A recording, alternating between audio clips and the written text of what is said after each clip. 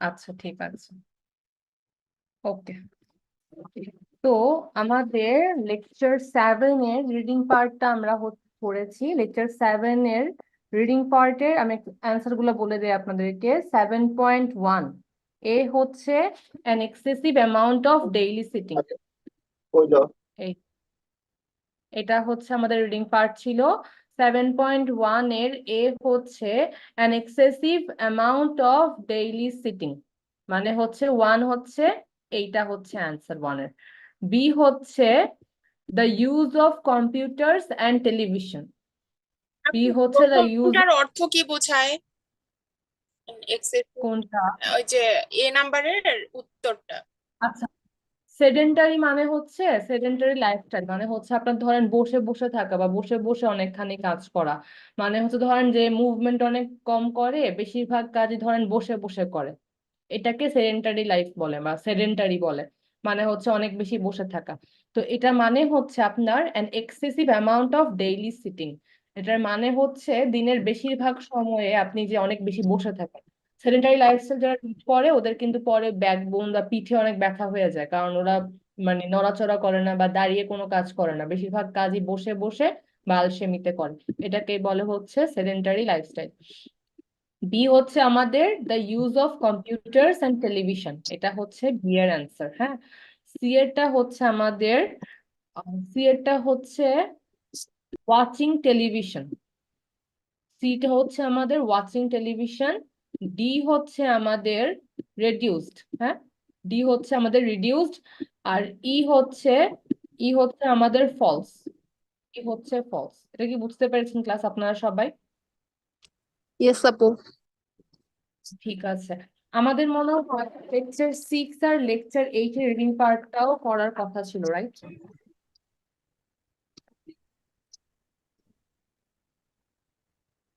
ওকে, তো দেখি লেকচার 6। আচ্ছা, দেখি তো লেকচার 6 এর হোমওয়ার্ক সবাই করেছেন না? রিডিং পার্টটা আমি করে রাখতে বলেছিলাম। এই যে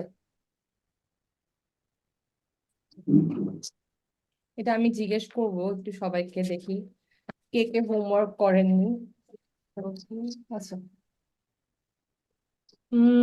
6.1 এর এটা আমাকে খন্দকার সাইমা আপু বলেন তো, 6.1 এর এ কি হবে? সাইমা আপু আছেন ক্লাসে?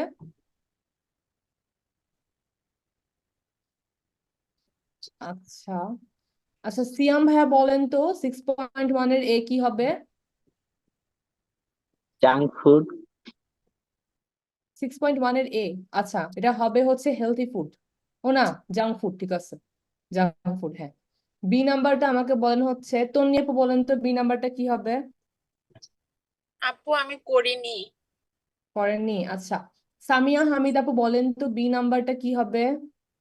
They're available in the school canteen. Very good. আমাকে সি নাম্বারটা বলেন হচ্ছে, আহমেদ ভাইয়া বলেন সি নাম্বার কি হবে?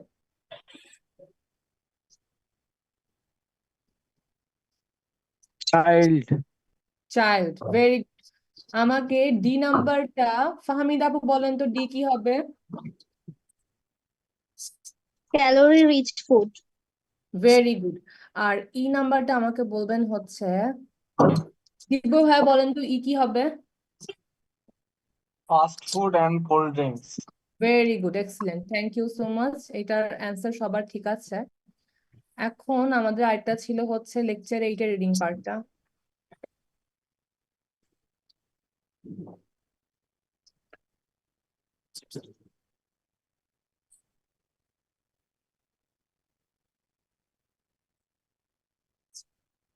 লেকচার 8 এর রিডিং পার্ট, পেজ 10। এটা সবাই করেছেন তো না?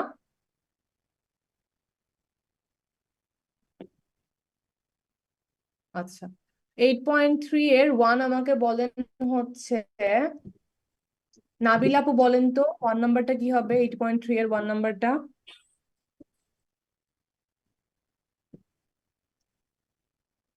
নাবিলা নওশিন আপু কি আছেন আমাদের সাথে ক্লাসে? 8.3 এর 1 নাম্বারটা কি হবে?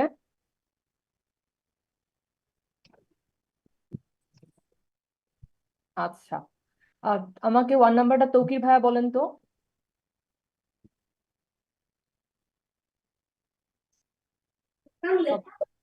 এত কেন আজকে? আচ্ছা, এর 1 নাম্বারটা আমাকে হাফসা আপু বলেন।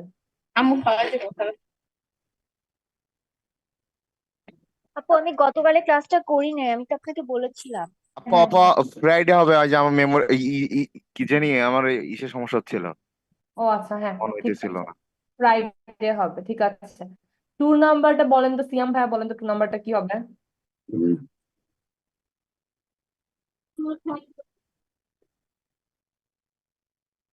2 নাম্বারটা আমাকে সিয়াম ভাইয়া বলেন। ডি হবে হাউ ডাজ আচ্ছা, না, এটা 2 নাম্বার হচ্ছে আমাদের হবে। হট মিউজিক টাইপ ডাস তৃষ্ণা লাইক এটা হতে পারে আপু। হ্যাঁ, এটা হতে পারে, ঠিক আছে। আচ্ছা, 3 নাম্বারটা আমাকে বলেন হচ্ছে আহ আর কি আছে, সাদিয়া আপু বলেন তো 3 নাম্বারটা কি হবে।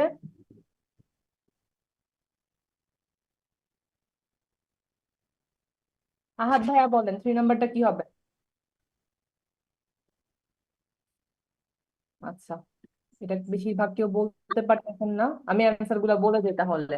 8.3 এর 1 নাম্বার হবে ফ্রাইডে, 2 হবে হচ্ছে what music types does like, 3 হবে হচ্ছে she wax her dog dog on on.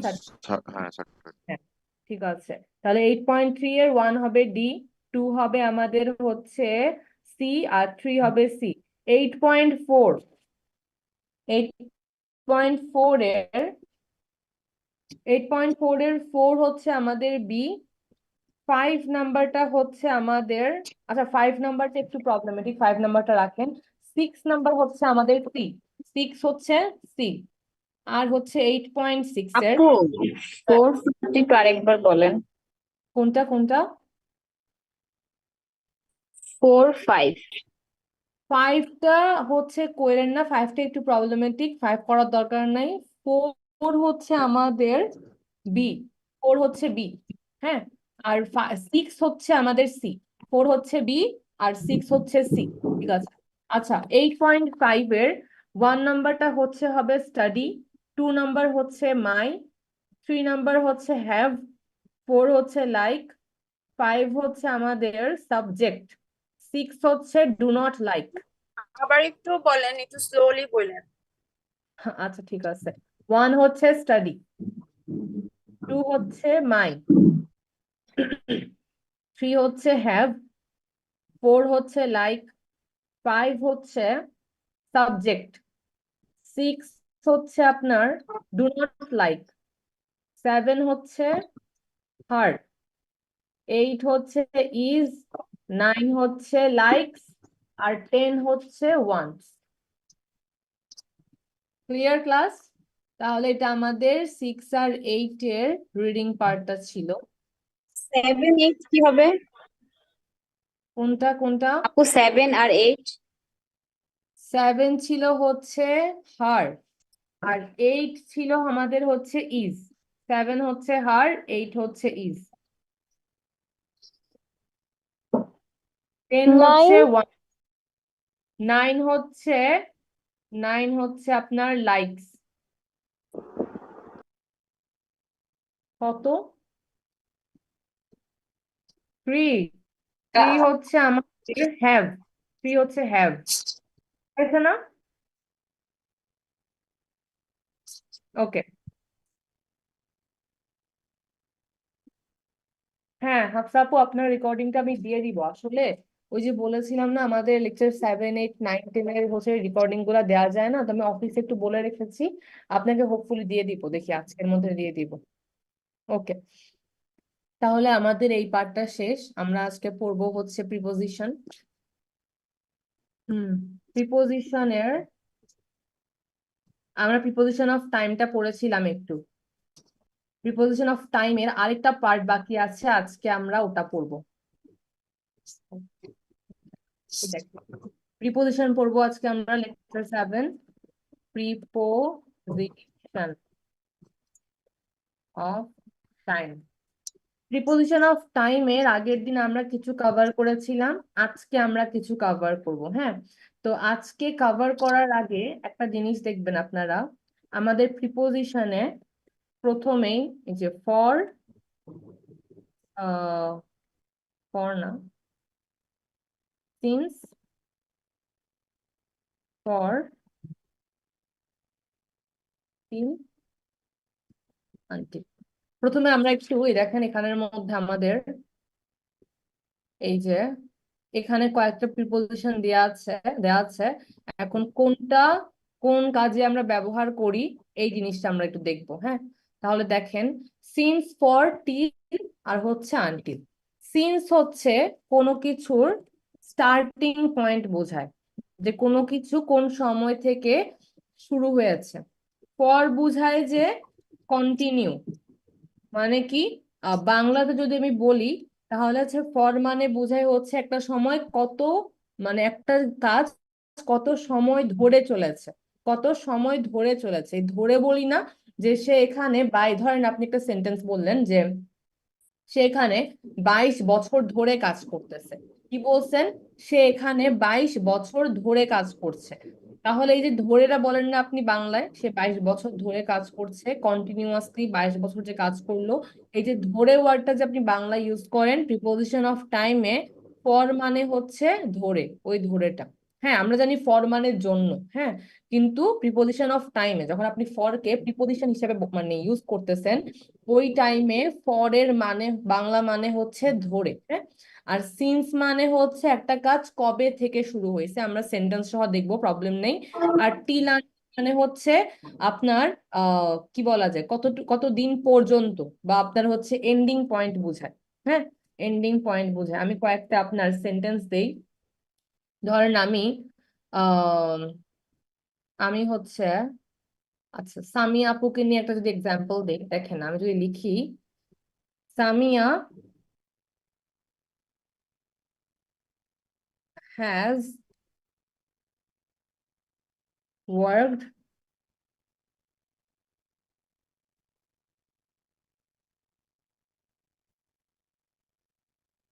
has been working in this company Since. very good. Samia has been working in this company since 1999. হ্যাঁ, ধরেন আমি এরকম একটা সেন্টেন্স লিখলাম। হ্যাঁ, যে Samia has been working in this company since 1999। হ্যাঁ, আমি একটা এরকম সেন্টেন্স ধরেন লিখলাম। সেকেন্ড, ওকে। তো ধরেন আমি একটা এরকম সেন্টেন্স লিখলাম যে Samia has been working in this company since 1999। একটা জিনিস খেয়াল করেন, এই যে আমি কি বলেছি, সিন্স মানে হচ্ছে কত, মানে একটা কাজ কখন শুরু হয়েছে। হ্যাঁ, এটা একটা কাজ কখন শুরু হয়েছে। তো দেখেন আমি যখন লিখছি Samia has been working in this company since 1999, তার মানে হচ্ছে 1999 সাল থেকে সামিয়া এই কোম্পানিতে কাজ করছে। হ্যাঁ, এটার মানে হচ্ছে 1999 সাল থেকে সামিয়া এই কোম্পানিতে কাজ করছে। ঠিক আছে, এখন দেখেন জিনিসটা, এখন এইটা বলার মানে আপনি কিন্তু এখন এই সেন্টেন্সটা যদি লিখেন কোথাও, আপনি কিন্তু এখন এটা ধারণা করতে পারবেন না যে সামিয়া এখনো এই কোম্পানিতে কাজ করতেছে, বা হচ্ছে সামিয়া হচ্ছে নাকি কাজ করতেছে না। আপনি এটা ধারণা করতে পারবেন না এই সেন্টেন্সটা পড়ে যে সামিয়া কি এখনো কোম্পানিতে কাজ করছে নাকি করছে না। এটা আপনি এই সেন্টেন্স পড়ে ধারণা করতে পারবেন না। আপনি খালি এই সেন্টেন্সটা পড়ে এটা ধারণা করতে পারবেন যে সামিয়া এই কোম্পানিতে 1999 সাল থেকে কাজ করছে। তার মানে সে কোম্পানিটাতে 1999 সালে ঢুকছে। 1998 সালে বা 97 সালে কিন্তু সামিয়া এই কোম্পানিতে কাজ করতো না। তাহলে যখন আমি প্রিপোজিশন অফ টাইমে, সিন্স কিন্তু আমাদের একটা কনজাংশনও হয়। হ্যাঁ, কিন্তু যখন আমি প্রিপোজিশন অফ টাইমে সিন্সটাকে ইউজ করব, তখন কিন্তু আমি এমন কিছু একটা বুঝাবো যে এই সময় থেকে কাজটা শুরু হয়েছে, বা এই সময় থেকে কাজটা চলতেছিল। তাহলে Samia has been working in this company since 1999, তার মানে কিন্তু এটা যে 1999 সাল থেকে সামিয়া এই কোম্পানিতে কাজ করেছে। এর আগে কিন্তু সামিয়া এই কোম্পানিতে ছিল না। তাহলে সিন্স দিয়ে আমরা কি বুঝাই? কোনো কিছুর স্টার্টিং পয়েন্ট, একটা কাজ কখন থেকে শুরু হয়েছে। এরপর ধরেন আপনি এটাও লিখতে পারেন, it has been raining since morning. It has been raining since morning, এটা মানে কি? সকাল থেকে বৃষ্টি পড়ছে। তাহলে দেখেন সকাল থেকে বৃষ্টি পড়ছে বলতেছেন, তার মানে মধ্যরাতে কিন্তু বৃষ্টি হচ্ছিল না। আপনি এখানে বুঝাচ্ছেন সকাল বেলা থেকে এখন পর্যন্ত হয়তো বৃষ্টি পড়তেছে। আপনি হয়তো এই জিনিসটা এখানে বুঝাচ্ছেন, ঠিক আছে? এরকম হচ্ছে এই সেন্টেন্স গুলা হয়, সিন্স মর্নিং, সিন্স 1999, এগুলা মানে হচ্ছে আপনার কাজটা কখন শুরু হয়েছে। তাহলে সিন্স দিয়ে আমরা স্টার্টিং পয়েন্ট বুঝাই। এটা কি সবাই বুঝতে পারছেন? ক্লাস বলেন তো, জি আপু। সবাই ক্লিয়ার? সিয়াম ভাইয়ের কোনো প্রবলেম? বুঝতে না, পেরে? ওকে, ওকে, ঠিক আছে। এখন ধরেন আরেকটা এক্সাম্পল দিই। ধরেন আমি বলতেছি, আহ আর কি আছেন? আচ্ছা, ওকে, ধরেন আমি তন্নি আপুকে নিয়ে যদি বলি, Tonni has been, wait, Tonni has been working for this company for 25 years। ধরেন আমি একটা সেন্টেন্স লিখেছি যে Tonni has been working for this company, Tonni has been working in this company for 25 years। আমি কি বলেছিলাম? ফর মানে কি? ফর এর বাংলা হচ্ছে ধরে, হ্যাঁ, আর সিন্স এর বাংলা হচ্ছে থেকে, যে এত থেকে কাজটা শুরু হয়েছে। আর ফর মানে কি? ধরে। ধরেন তন্নি 25 বছর ধরে একটা কোম্পানিতে কাজ করছে। তাহলে আপনি কি বলতে পারি? Tonni has been working in this company for 25 years। Tonni এই কোম্পানিতে 25 বছর ধরে কাজ করছে। দেখেন যখন আমি ফর দিয়ে কোনো টাইম বুঝাই, আমি কিন্তু কোনো এক্সাক্ট টাইম বলি না, একটা জিনিসের মধ্যখানে সময় বলি। হ্যাঁ, এটা আমরা একটু পরে বুঝবো, সমস্যা নাই।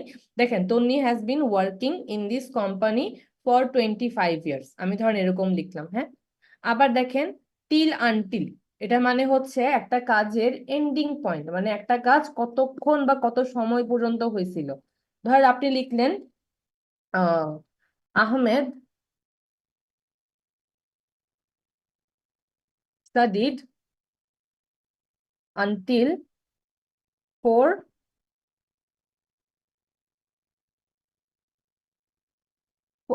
4 a.m. হ্যাঁ, তাহলে দেখেন আহমেদ স্টাডিড আনটিল 4 a.m। ধরেন আমি একটা এরকম সেন্টেন্স লিখলাম যে আহমেদ সকাল 4টার আগ পর্যন্ত পড়েছিল, বা সকাল সকাল 4টা পর্যন্ত সে পড়েছিল। Ahmed studied until 4 a.m। আপনি এখানে আনটিলও বলতে পারেন, আপনি এখানে আবার টিলও বলতে পারেন। টিল আনটিলের মিনিং কিন্তু সেম। হ্যাঁ, তাহলে আপনি যদি বলেন আহমেদ স্টাডিড আনটিল বা টিল 4 a.m, তার মানে হচ্ছে আহমেদ সকাল 4টা পর্যন্ত পড়েছিল। হ্যাঁ, এরপর কিন্তু সে কোনো পড়ালেখা করেনি। এরকম ধরনের একটা হচ্ছে যে সেন্টেন্স হয়। আমরা একটা ডায়াগ্রাম একটু আঁকতে পারি। দেখেন আমি যদি এখানে একটা ডায়াগ্রাম আঁকি,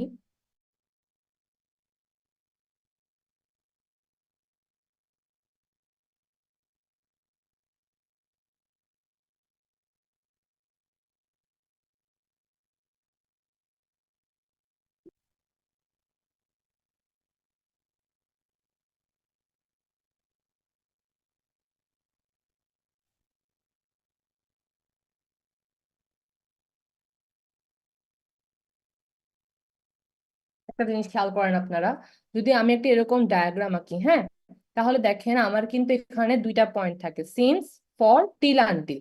আপনি একটা জিনিস খুব ভালো করে লক্ষ্য করেন, ধরেন এই অ্যারোটা এখান থেকে শুরু হয়েছে। হ্যাঁ, ক্লাস আমাকে কি এটা দেখা যাচ্ছে? দেখেন তো এই স্ক্রিনটা দেখা যাচ্ছে না জি আপনাদের? আপু, দেখা হ্যাঁ যাচ্ছে। আপু, প্রবলেম হলে বলবেন। ওকে, ঠিক আছে। দেখেন ধরেন এটা একটা অ্যারো, এই পয়েন্ট থেকে কোনো কাজ শুরু হয়েছে। হ্যাঁ, আর হচ্ছে এই অ্যারোর এই মাথায় গিয়ে একটা কাজ শেষ হয়েছে, আর এটা হচ্ছে যে মাঝখানে আছে। হ্যাঁ, ধরেন আপনি আপনি যদি এখানে একটা বক্স আপনি ধরেন করেন, আমি এখানে কয়েকটা বক্স করি। আহ ধরেন আমি এখানে 3টা বক্স করলাম। এই যে এখানে একটা, এখানে একটা, এখানে একটা। হুম, এখন দেখেন প্লাস, ধরেন আপনি বলতেছেন 2012, হ্যাঁ, আর এখানে বলতেছেন 2024। আপনি এক জায়গায় বললেন 2012 আর 2024, তাহলে আমাকে বলেন তো 2012 থেকে 2024 2022ই বলি, 2012 থেকে 2022 পর্যন্ত কত বছর বলেন তো দেখি, 10 মাঝখানে কত বছর। বছর? 10 years. 10 বছর, 10 ইয়ার্স না? তাহলে দেখেন, জি আপু। এই দেখেন এখানে এই জিনিসটা যদি আমি মাঝখানে রাখি, তাহলে একটা জিনিস খেয়াল করেন, একটা কাজ ধরেন 2012 সালে শুরু হয়েছিল, হ্যাঁ, একটা কাজ 2022 সালে শেষ হয়ে গেছে, তাহলে মাঝে এটা কত সময় ধরে চলছে? 10 বছর সময় ধরে ধরেন ধরেন চলছে। তো আপনি যখন সিন্স দিয়ে কোনো একটা, যদি আপনি সাল বা কোনো কিছু এরকম বুঝান, আপনাকে একদম স্টার্টিং পয়েন্ট টা বুঝাতে হবে। আবার টিল আনটিল দিয়েও যদি বলেন, তাহলে আপনি একটা কাজ কখন শেষ হয়েছে বা কতক্ষণ পর্যন্ত চলছে, কতক্ষণ পর্যন্ত চলছে, হ্যাঁ, ওইটার জন্য আপনি একটা এরকম ধরেন সাল বা একটা এক্সাক্ট পয়েন্ট বলবেন। কিন্তু ফরের জন্য আপনি কিন্তু কোনো এক্সাক্ট হচ্ছে সময় বা সাল বলতে পারবেন না, একটা কাজ কতক্ষণ ধরে চলছে এটা আপনাকে বলতে হবে। ধরেন আপনি যদি সিন্স দিয়ে কোনো কথা বলেন, আপনি বলতে পারেন সকাল থেকে বৃষ্টি হচ্ছে, it has been raining since morning, হ্যাঁ। আবার আপনি বলতে পারেন যে সে এখানে 2012 সাল থেকে কাজ করছে, she has been working in the company since 2012। তার মানে কাজগুলা সিন্স দিয়ে যখন বলতেছে কি হচ্ছে, একটা কাজ কবে থেকে শুরু হয়েছে। আপনি কিন্তু কখনো বলতে পারবেন না যে she has been working in the company for 2012, এটা বলতে পারবেন না, কারণ ফর সবসময় মাঝখানের সময়টাকে বোঝায়। তো আপনি কখনো এটাও বলতে পারবেন না it has been raining for morning, এটাও বলতে পারবেন না, কারণ ফর দিয়ে মাঝখানের সময় বোঝায়। যদি আপনি এরকম বলতে চান যে দেখেন, এখন একটা জিনিস দেখেন, যদি আপনি এরকম বলতে চান, হ্যাঁ, যে হচ্ছে 2012 সালে একটা কাজ শুরু হয়েছে, তাহলে বলেন তো এটার জন্য আপনি কোন প্রিপোজিশনটা ইউজ করবেন, সিন্স। যে কোন সিন্স। সিন্স ইউজ করবেন। আর যদি আপনি ধরেন 2022 সালে বলেন যে একটা কাজ শুরু হয়েছে, তাহলে বলেন তো কি করবেন? সিন্স। সিন্স। Very good. তাহলে বলেন তো আপনি যদি এখন বলেন যে 2012 সালে একটা কাজ শুরু হয়েছে, 2022 সালে একটা কাজ শেষ হয়েছে, আপনি তাহলে কি ইউজ করবেন? until Until। তার মানে কি কাজটা হচ্ছে আপনাদের 2022 পর্যন্ত চলছে, এরপর আর চলে নাই, 2022 পর্যন্ত এই কাজটা চলতেছিল। আবার ধরেন বললেন আপু 2022, হ্যাঁ বলেন। পর দিয়ে কি বোঝাচ্ছে কাজটা এখনো চলছে এরকম কিছু? ফর দিয়ে বোঝায় একটা কাজ ধরেন এখনো চলতে পারে, আগেও চলতে পারে, হ্যাঁ, জাস্ট ফর দিয়ে আমরা মাঝখানের সময়টাকে বোঝাবো। আমি এখানে এটা ক্লিয়ার করতেছি, আপনি তখন না বুঝলে এরপর আমাকে আরেকবার বললেন। দেখেন 2022 আমি কি বললাম আবার, যে সিন্স, যেটা কাজ এখান থেকে শুরু হয়েছে। ধরেন আমি বললাম 2024-এ একটা কাজ শেষ হয়েছে, আপনি কি বলবেন বলেন তো? Until or till? টিল বা আনটিল, তার মানে হচ্ছে এই কাজটা এতক্ষণ পর্যন্ত আপনার কি হয়েছে, চলছে। আচ্ছা ধরেন আপনি বললেন যে হচ্ছে 9:30-তে একটা কাজ শুরু হয়েছে, আপনি কি ইউজ করবেন তাহলে? সিন্স। in since. আবার ধরেন আপনি বলতেছেন যে 10:30-তে একটা, সরি 10:30-তে একটা কাজ শেষ হয়েছে, তাহলে আপনি কি ইউজ করবেন? Till till or until. Until? Till until. এটা একটু বুঝতে প্রবলেম হয়, তাই আমি এভাবে বুঝাচ্ছি, আরেকগুলো ইজি আছে দেখেন।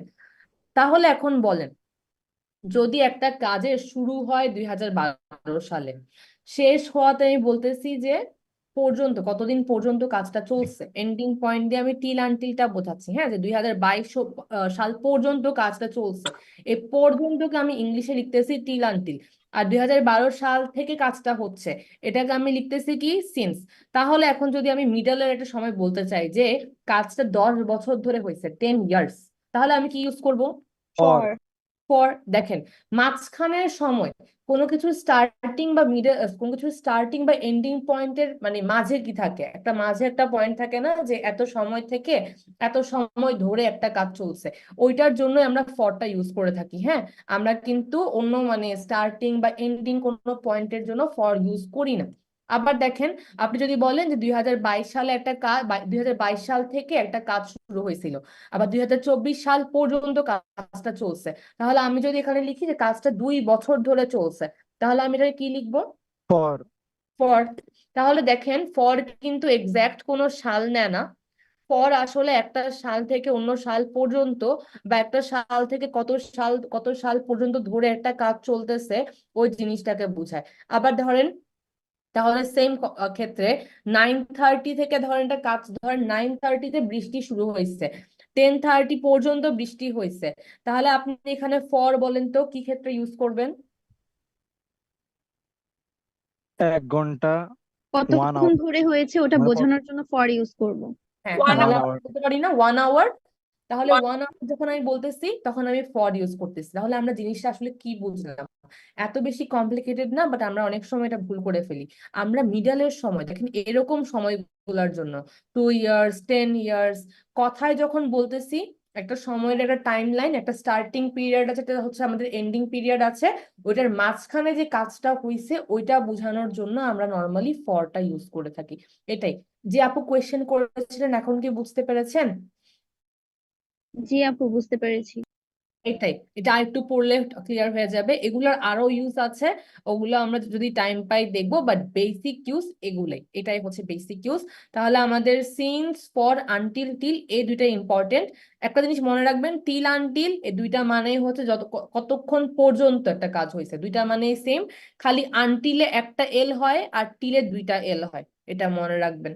আর এগুলা দিয়ে এগুলা কিন্তু আমাদের প্রিপোজিশন অফ টাইম, এগুলা কিন্তু খুবই ইম্পর্টেন্ট, মিড টার্মে আসবে, এগুলা একটু দেখবেন যে কোথায় ফর ইউজ হচ্ছে, কোথায় সিন্স ইউজ হচ্ছে, কোথায় এরকম টাইম দেওয়া, কোথায় আবার এরকম টাইম দেওয়া, এগুলা দেখবেন একটু। আচ্ছা ঠিক আছে, ওকে। তাহলে দেখি এরপর আমাদের আর কি আছে প্রিপোজিশন অফ টাইমে। আচ্ছা, সিন্স, আনটিল, টিল আর সরি ফর, আনটিল, টিল আর সিন্স, এগুলো তো আমরা বুঝলাম, ঠিক আছে, এগুলো আমরা বুঝলাম। এখন আমাদের একটা আসে হচ্ছে ডিউরিং। হ্যাঁ, ডিউরিং একটা আসে। আচ্ছা, ডিউরিংটা মানে হচ্ছে একটা সময় একটা কাজ কতক্ষণ ধরে হয়েছে। এই ডিউরিংটা মানে হচ্ছে একটা কাজ কতক্ষণ ধরে হয়েছে এটাকে বোঝায়। হ্যাঁ, we use during plus noun to say when something happens. এই ডিউরিংটা দিয়েও কিন্তু একটা কাজ এর মধ্য সময় বোঝায়।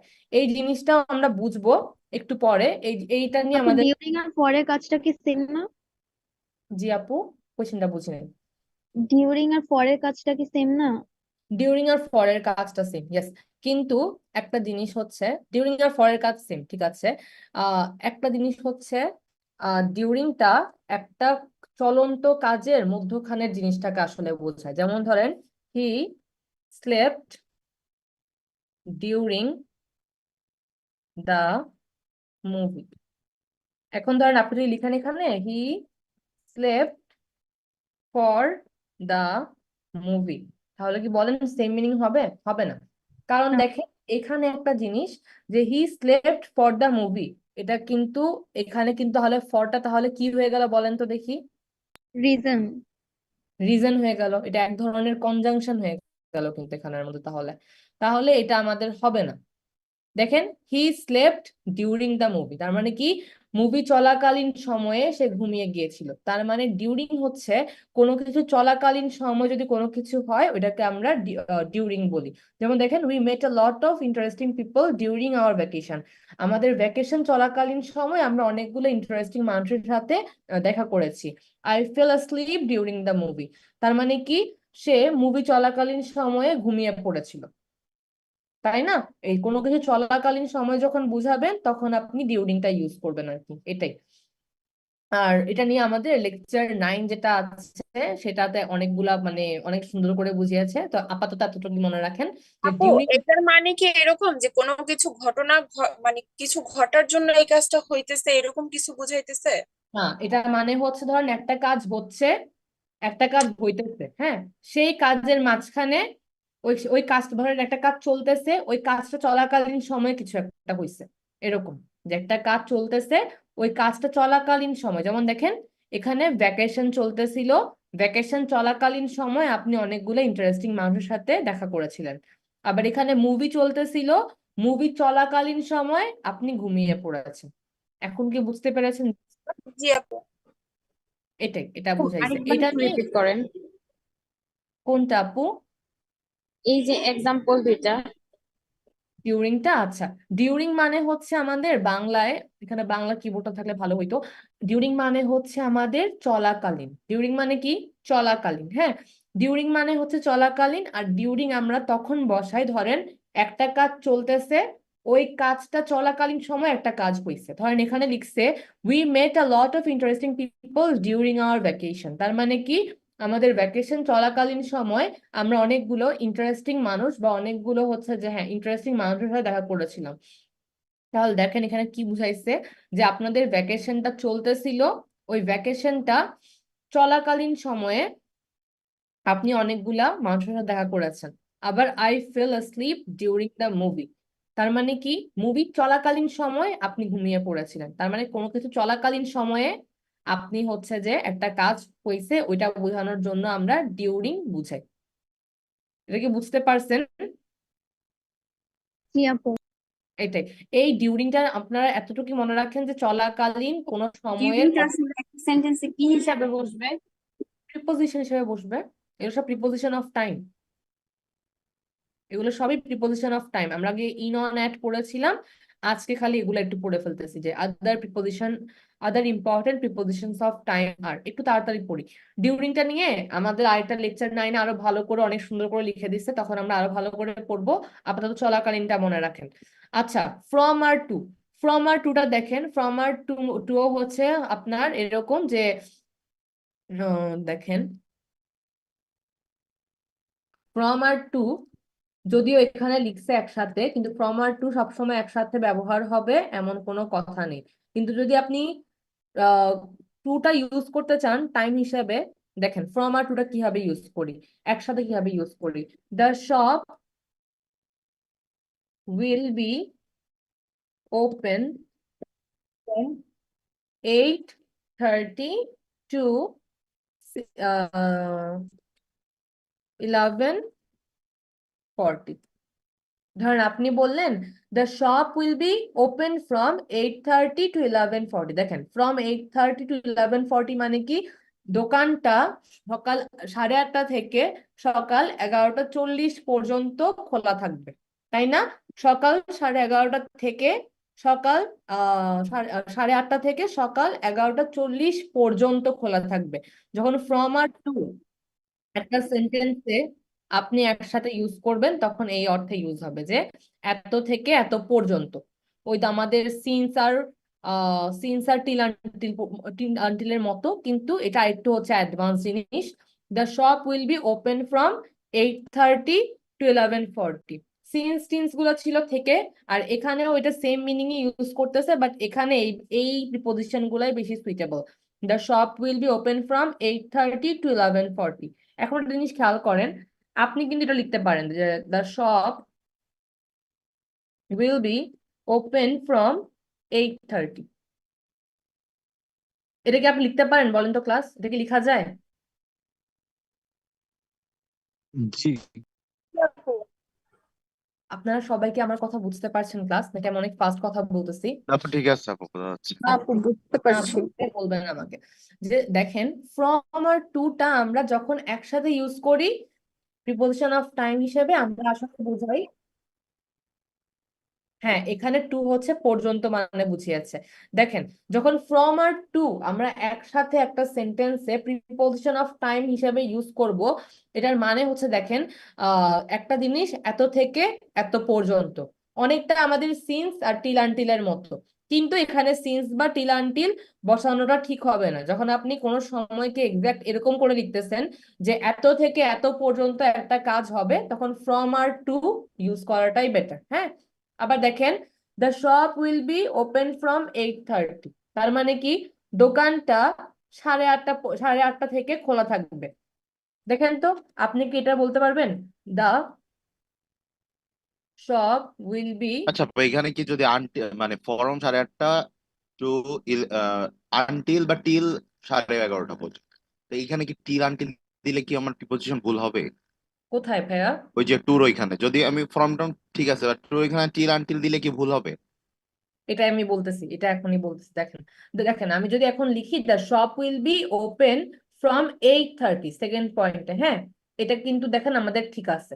কিন্তু যদি আপনি লিখেন the shop will be open to 11:40, এই সেন্টেন্সটা কি কারেক্ট? দেখেন তো। No, আপু। না আপু। কি মনে হয় কারেক্ট? না আপু। এটা কারেক্ট হবে না। কেন কারেক্ট হবে না একটু বলি। যখন আমরা কোনো সময় এত থেকে এত একটা এরকম এক্সাক্ট টাইম দিয়ে দিই যে এত থেকে এত, তখন আপনি ফ্রম 8:30 টু 11:40 লিখতে পারেন। বা যদি আপনি লিখেন যে একটা কাজ একটা শপ বা একটা দোকান এত থেকে খোলা থাকবে, এত সময়ে এতটা থেকে খোলা থাকবে, এতটা থেকে খোলা থাকবে, তখনও কিন্তু আপনি ফ্রম 8:30 লিখতে পারেন। কিন্তু টুটা যখন আপনি ইউজ করবেন এত থেকে এত, যখন ফ্রম থেকে যে একটা সময় থেকে একটা সময় পর্যন্ত বোঝাচ্ছেন, তখন ফ্রম টু ইউজ করতে পারেন। আবার একটা সময় থেকে খোলা, ওইটার জন্য ফ্রমটা ইন্ডিভিজুয়ালি বা একা আমরা ইউজ করতে পারি। বাট টুটা কিন্তু আমরা কখনো এরকম ইন্ডিভিজুয়ালি লিখতে পারবো না। প্রিপোজিশন অফ টাইমের ক্ষেত্রে ইউজ করলে আমাদেরকে ফ্রমের সাথে এরকম টু দিয়ে একটা বাধা টাইম ইউজ করতে হবে। হ্যাঁ, তো বলেন তো এই জায়গায় তো আমি কি বলতে পারি? টু এর জায়গায় কোনটা ইউজ করতে পারি আমরা ইন্ডিভিজুয়ালি লিখলে? যে From. দোকানটা From. 11:40 পর্যন্ত From খোলা থাকে। লিখতে পারি। কি ইউজ করতে পারি? From. From. দেখেন আপনি, আপু দেখেন টিল দেওয়া যায় টিল অথবা দেওয়া until। যায়। তকির ভাইয়া যেটা বললো ওইটাই। তাহলে আমি যদি বলতেছি, আমার এই কথাটার মর্ম কি ছিল যে সকাল 8:30 থেকে 11:40 পর্যন্ত খোলা থাকবে, তো আমি কি বলছি, যখন আমি একটা বাধা টাইম দিয়ে দিই যে এত থেকে এত পর্যন্ত, তখন আমি ফ্রম টু একসাথে ইউজ করতে পারবো। বা আমি যদি বলতে চাই যে দোকানটা এতটা সময় থেকে খোলা থাকবে, সেক্ষেত্রে আমি ফ্রমটা ইন্ডিভিজুয়ালি বা একা ইউজ করতে পারবো।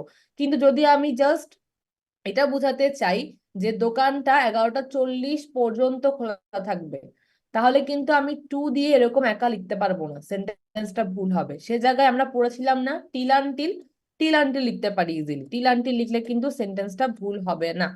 The shop will be open till বা আনটিল 11:40। এখন কি সবাই বুঝতে পেরেছেন ক্লাস? সবাই কি ক্লিয়ার? ইয়েস জি আপু। আপু। এইটাই, যে আমরা এখানে ফ্রম আর টু যখন একসাথে ইউজ করব, তখন একটা বাধা বাধা একটা টাইম থাকবে, যে একটা লিমিটেড টাইম আমরা এইভাবে সুন্দর করে লিখবো। বা একটা কাজ কখন থেকে শুরু হবে ওইটা লেখার জন্য কিন্তু আমরা ফ্রম ইউজ করতে পারি, কিন্তু টু আমরা পর্যন্ত মিনিং এ একা ইউজ করতে পারবো না, সেক্ষেত্রে টিল আনটিল ইউজ করাই বেটার। তো এটাই ছিল এখানে। আচ্ছা, এখন দেখেন বাই। বাইও হচ্ছে আমাদের এক ধরনের প্রিপোজিশন অফ টাইম, কিন্তু এটাকে আমরা কিভাবে ইউজ করব? এটাকে আমরা কোনো কিছু ডেডলাইন হিসাবে ইউজ করব।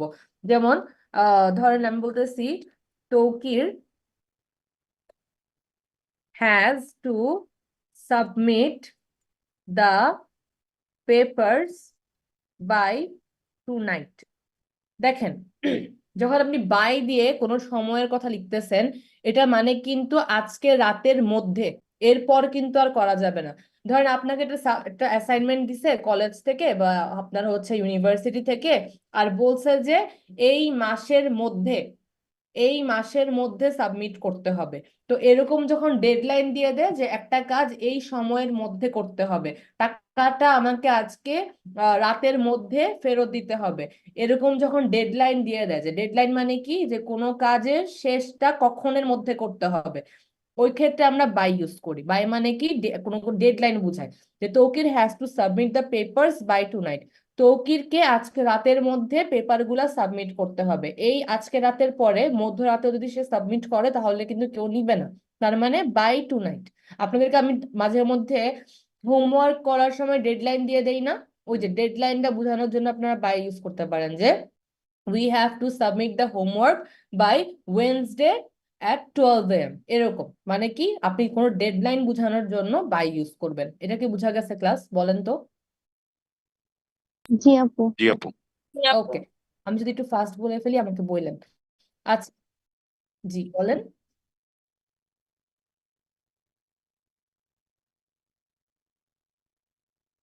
দেখেন, যদি আপনি এখানে অ্যাট দেন, তাহলে বলেন তো এটার মিনিং কি হবে?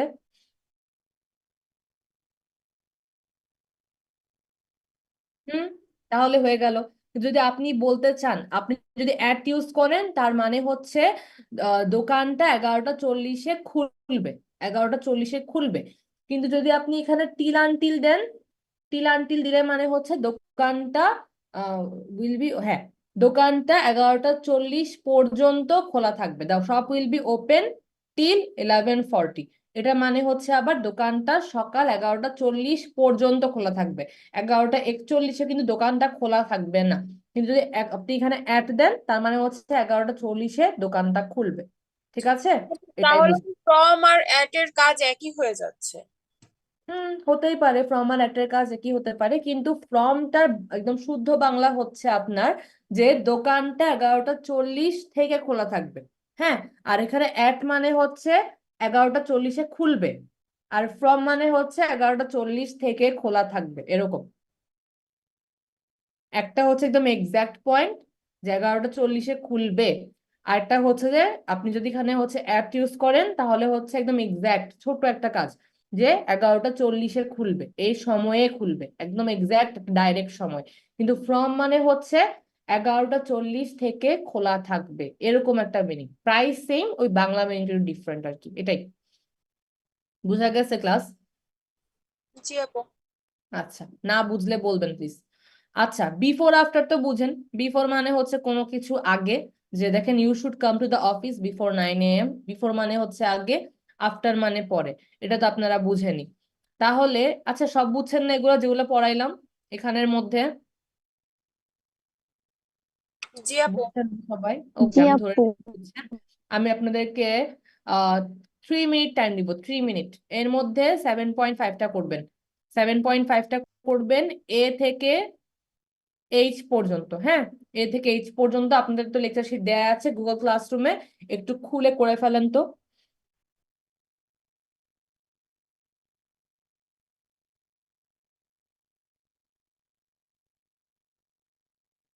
আপু লেকচার কত? লেকচার 7 এই যে লেকচার 7-এর পেজ 14, আর হচ্ছে 15-এর এই যে এ থেকে এইচ পর্যন্ত এক্সারসাইজ 7.5টা করেন তো একটু।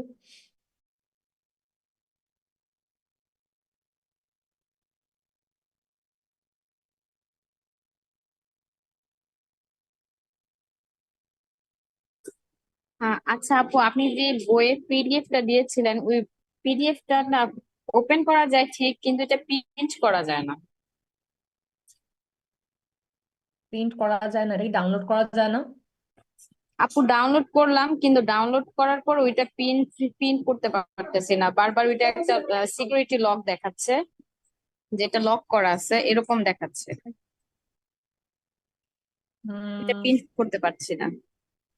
এটা আচ্ছা, এটা আমি একটু কথা বলে দেখবো। হ্যাঁ, আমি এটা জানিয়ে দিব। আচ্ছা, ভালো কথা। আপনারা তো করেন রিডিং, আপনার কথাটা আমি দেখবো, একটু দেখবো আমি নিজে। আমি তো এটা নতুন বের হয়েছে একদম। তো এটা হচ্ছে সবাইকে আমরা, আমাদের যে ক্লাসরুম আছে ওদেরকে, যারা ক্লাসরুমে ক্লাস করে ওদেরকে আমরা পিডিএফটাই দিচ্ছি। আর যারা হচ্ছে আমাদের অনলাইন স্টুডেন্টস, ওদেরকে আমরা পিডিএফটাই দিচ্ছি। এটার কোনো কিন্তু এখনো প্রিন্টেড কপি বের হয়নি। তো আমি দেখবো এটাকে প্রিন্ট করা যায় নাকি কোন রেস্ট্রিকশন দেওয়া আছে, আমি এটাকে জেনে আপনাকে জানাবো। আচ্ছা, আমাদের পার্টিসিপেন্ট কয়জন একটু বলেন তো ক্লাস আমাকে আজকে? কয়জন পার্টিসিপেন্ট? আপু 19 জন। 19 জন। আচ্ছা, আপনাদের কি, আমাদের হচ্ছে যেটা বলেছিলাম 14 তারিখ থেকে আমাদের কিন্তু ঈদের বন্ধ। আমি এটা বলে দিব নোটিশে, 14 তারিখ থেকেই বন্ধ, 14 থেকে 21। হ্যাঁ, আমি আজকে আপনাদেরকে নোটিশটা দিয়ে দিব। তো আজকে তো 12 তারিখ। কালকে যদি আমি যে কোনো একটা টাইমে সন্ধ্যায়, আবার অনেকে বললেন যে আপনাদের আরেকটা ক্লাস থাকে, আমি যদি বিকালে বা দুপুরে বা হচ্ছে যে এরকম একটা টাইমে ক্লাস নিয়ে, আপনারা করতে পারবেন না ঈদের আগে? আপু আজকে বাসায় যাওয়ার কথা ছিল, আজকে ক্লাসের জন্য যাইতে পারিনি। তো তো কালকে, আজকে বাসায় গেলে গেলে পৌঁছাবেন কয়টায়? আপু কালকে পৌঁছাতে পৌঁছাতে বাজবে হচ্ছে হলো 6টা 7টা বেজে যাবে। হায়রে। আপু অলরেডি আমি চলে যদি না আসছি। আমার জন্য না, আমার রেকর্ডিংটা যদি আপু দিয়ে দিন কালকে তো তাহলে পসিবলই সম্ভব, না। সমস্যা হবে না।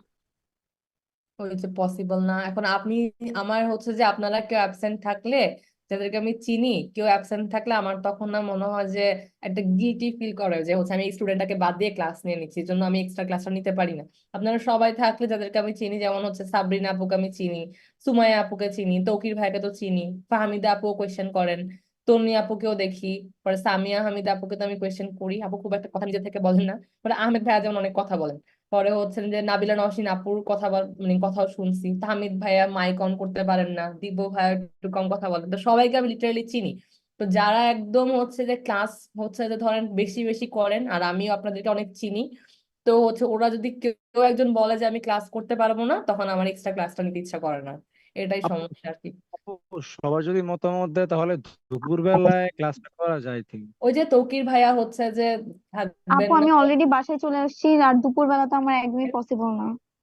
ফাহমিদা আপুর ক্ষেত্রে পসিবল না এখন, আপু ফাহমিদা আপু, দুপুরের হ্যাঁ। প্রবলেম হয়, অনেকেরই প্রবলেম হবে মেবি। আর ঈদের বন্ধে অনেকে মেবি ঝামেলায় থাকবে আর কি, বুঝতে পেরেছি। প্রিপারেশনের একটা ব্যাপার আছে তো। তো তাহলে এক্সট্রা ক্লাসটা তাহলে আপু বাদ দেন তাহলে। আপু 14 তারিখে এটাই। ক্লাস হবে? 14 তারিখ কি বার? 14 তারিখ শুক্রবার। শুক্রবার, ফ্রাইডে, হ্যাঁ। 14 তারিখ থেকেই বন্ধটা শুরু, ও আচ্ছা, তখন থেকে ক্লাস নিতে পারবো না, মানে ইটস ওকে, যদি আপনাদের হচ্ছে না পারেন প্রবলেম নাই। মানে আমি আজকেই তাহলে লাস্ট ক্লাস হবে ঈদের? হ্যাঁ, হোপফুলি আজকে লাস্ট ক্লাস, আমি আমি রাতে জানিয়ে দিব আপনাদেরকে আজকে, আমি ইয়াটা দিয়ে দিব, যে নোটিশটা দিয়ে দিব। তো আপু আমি শুক্রবার সন্ধ্যায় যদি কেউ করতে পারে ওইটা ওইটা আর কি করতে পারবো, সমস্যা হবে না এটা শুক্রবার করলে করলে। হচ্ছে আপনার ঈদের পরে, হ্যাঁ ঈদের পরে করতে হবে করলে, কারণ হচ্ছে আমাদের ওই তো বন্ধ শুরু হয়ে যাবে যখন, এটার জন্য। আচ্ছা আপনারা করেন ওইটা, করেন দেখি, ওই যেটা দিছি করেন ওইটা আগে।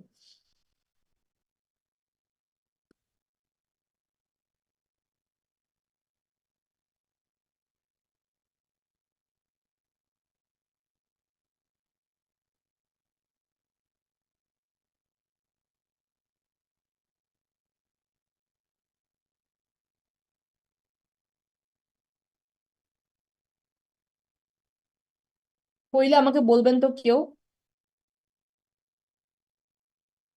জি আপু, ডান। জান না?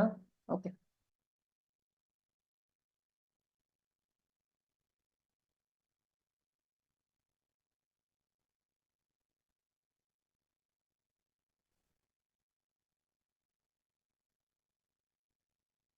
আপু আমাদের কোর্সটা শেষ হতে আর কয়দিন লাগতে পারে, এনি গেস? 2 মাসের কোর্স তো, আপনাদের এই যে এটাই হচ্ছে একটা কথা, আপনাদের কোর্সটা 2 মাসে শেষ করার কথা ছিল, কিন্তু আমরা যেদিন ওরিয়েন্টেশন ক্লাসটা নিয়েছি, এরপর আরো অনেকজন হচ্ছে যে আপনাদের ভর্তি হয়েছে আর কি, ওকে। তো এটার জন্য আমাদের কি করতে হলো, আবার 25 তারিখ থেকে ক্লাসটা স্টার্ট করতে হলো। তো এটার জন্য বলতেছিলাম যে হচ্ছে যে অনেকগুলা ক্লাস তো পিছায় পড়ছেন, 2 মাসের মধ্যেই শেষ হবে, কিন্তু হচ্ছে যদি একটু আপনারা ক্লাস করে ফেলতেন কয়েকটা এক্সট্রা, আমার কোনো মানে এরকম হলে কখনো মানে ক্লাসরুমেও আমি করি কয়েকটা এক্সট্রা ক্লাস নিয়ে নেই আর কি, আবার অনেক সময় পসিবলও হয় না। তো এখন আপনাদের ক্ষেত্রে পসিবলটা হচ্ছে না। তো দেখেন, আমাদের লেকচার 1 তো 25 তারিখ শুরু হয়েছিল না? জি লেকচার আপু। ওয়ান পঁচিশ জি। তারিখ শুরু হয়েছে, আর আজকে হচ্ছে আমাদের জুনের 12 তারিখ।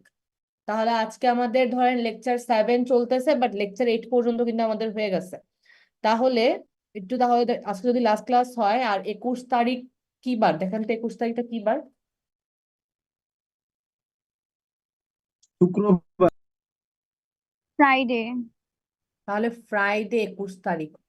এখন আপনারা ফ্রাইডেতে নিব না, কারণ হচ্ছে যে ফ্রাইডেতে নিব না কারণ হচ্ছে অনেকে বাড়ি থাকবেন আবার একদম। তাহলে ফ্রাইডে আমাদের ক্লাস শুরু হবে তাহলে 22 তারিখ থেকে, কারণ ওই দিন হচ্ছে আমাদের শনিবার, তো ওই দিন থেকে ক্লাসটা শুরু হবে। দেখি আমাদের তাহলে আপনারা তাহলে কাউন্ট করে ফেলেন যে কবে হচ্ছে যে এটা শেষ হতে পারে। এর মধ্যেও তো আপু আবার মিসও যেতে পারে। কেন মিস যাবে কেন? এই যে কোনো রিজনে যদি মিস যায়। না আমি ইনশাল্লাহ আর মিস দিব না, আমি একবার মিস দিছিলাম কারণ ওই দিন অনেক হচ্ছে যে নেটওয়ার্ক প্রবলেম, স্টুডেন্টরা ফোন করতেছে অফিসে যে আপুকে প্লিজ মানা করেন যে আজকে ক্লাস না নেক, আমার আগের ব্যাচটাও মানা করে দিছে, তাই আমি ভাবলাম আপনাদেরকে আর কষ্ট না দেই, আপনাদেরকেও ক্লাস না নেই, এই জন্য আমি আর নেই নাই আর কি।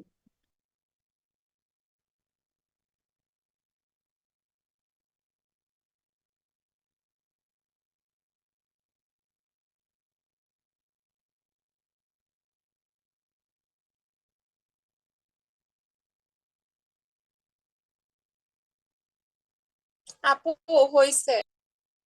ডান? না, বিফোর মানে আগে, আফটার মানে পরে, এটা আর কোনো রুলস নেই।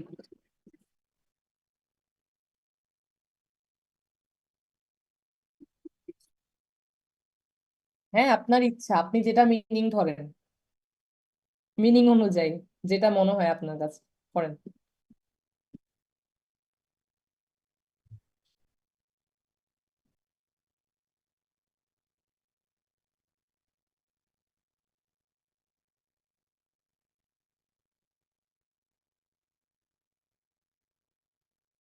আপু ক্লাস টাইমটা কি একটু পিছানো যায়? ক্লাস টাইম না, ক্লাস টাইম আর পিছানো যাবে না, আমি এটা ওই আহমেদ ভাইয়া বলছিলেন, বাট পিছানো যাবে না।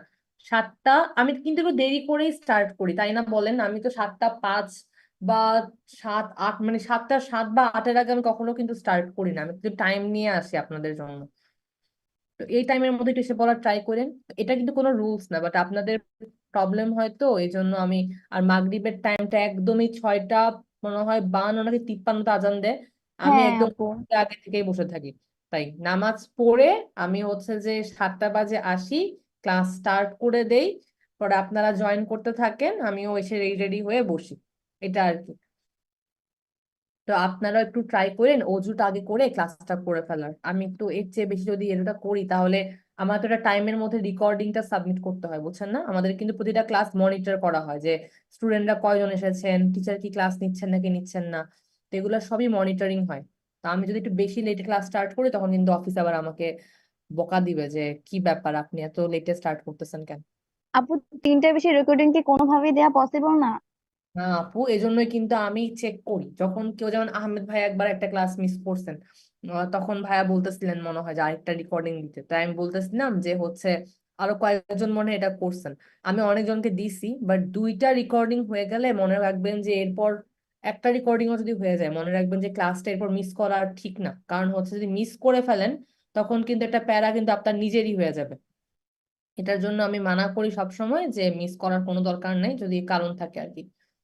আপু নেটওয়ার্ক প্রবলেম হচ্ছে আমার, আপনি কিছু করতে দিয়েছেন আমি শুনতে পাইনি। হ্যাঁ, নাবিলা নওশিন আপু, অনেকেরই মনে হয় শেষ, আমি এটা একটু টাইম নিচ্ছিলাম এটা বানাতে। আপনারা হচ্ছে 7.5টা করবেন, 7.5, হ্যাঁ, 7.5 এ থেকে এইচ পর্যন্ত। আমি জানি অনেকের শেষ, একটু বসেন আমরা অ্যান্সার দিয়ে দিচ্ছি, আমি এই কাজটা করে নিই আগে।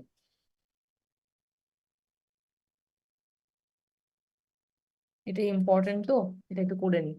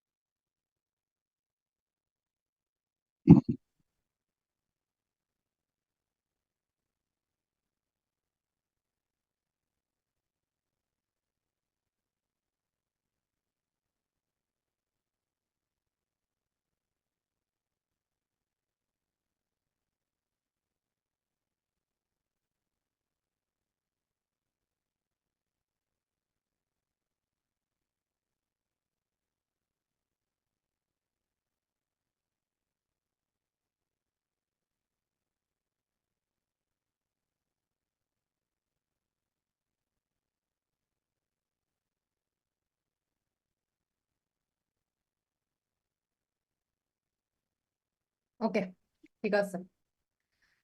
এখন তাহলে লেকচার কত 7.5 7.5 এর কি হয় বলেন তো ক্লাস আমাকে after she returned home after the party হ্যাঁ she returned home after the আপু party আমি ডিউরিং ইউজ করছি, ডিউরিং কি দেয়া যাবে?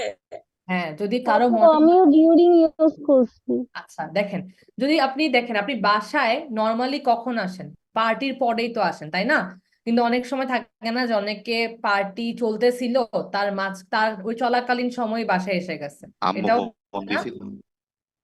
হ্যাঁ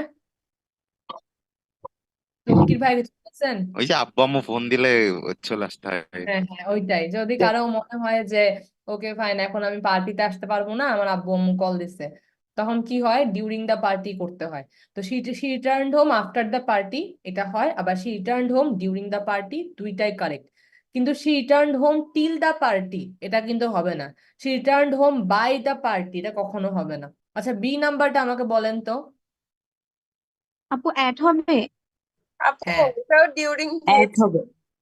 দেখেন দে ড্যান্সড অ্যাট দ্য পার্টি তারা পার্টিতে মানে নাচানাচি করছে হবে আবার যদি বলেন দে ড্যান্সড ডিউরিং দ্য পার্টি তাও হবে আবার যদি কারো মনে চায় যে পার্টি শেষ হয়েছে নামে নামে পার্টি শেষ হয়েছে বাট আমার জন্য পার্টি শেষ হয় নাই তখন আপনারা কিন্তু পার্টির পরেও নাচানাচি করতে পারেন কে মানা করছে তো দেখেন সেক্ষেত্রে লিখতে পারেন যে দে ড্যান্সড আফটার দ্য পার্টি এটাতেও কিন্তু কোনো ঝামেলা নেই কিন্তু দে ড্যান্সড বাই দ্য পার্টি এটা কিন্তু হবে না এটা কিন্তু কখনো হবে না তাহলে অ্যাট আর ডিউরিংটা লিখলেই বেশি ভালো কেউ যদি এক্সট্রা অর্ডিনারি হন আফটার লিখতে পারেন ওটাতেও সমস্যা নেই কিন্তু বাই লেখা যাবে না সি নাম্বারটা বলেন তো ডিউরিং হ্যাঁ দেখেন please do not receive any phone calls during the meeting এটা কিন্তু ডিউরিং দিলেই বেস্ট টিলও হবে না বাইও হবে না প্লিজ ডু নট রিসিভ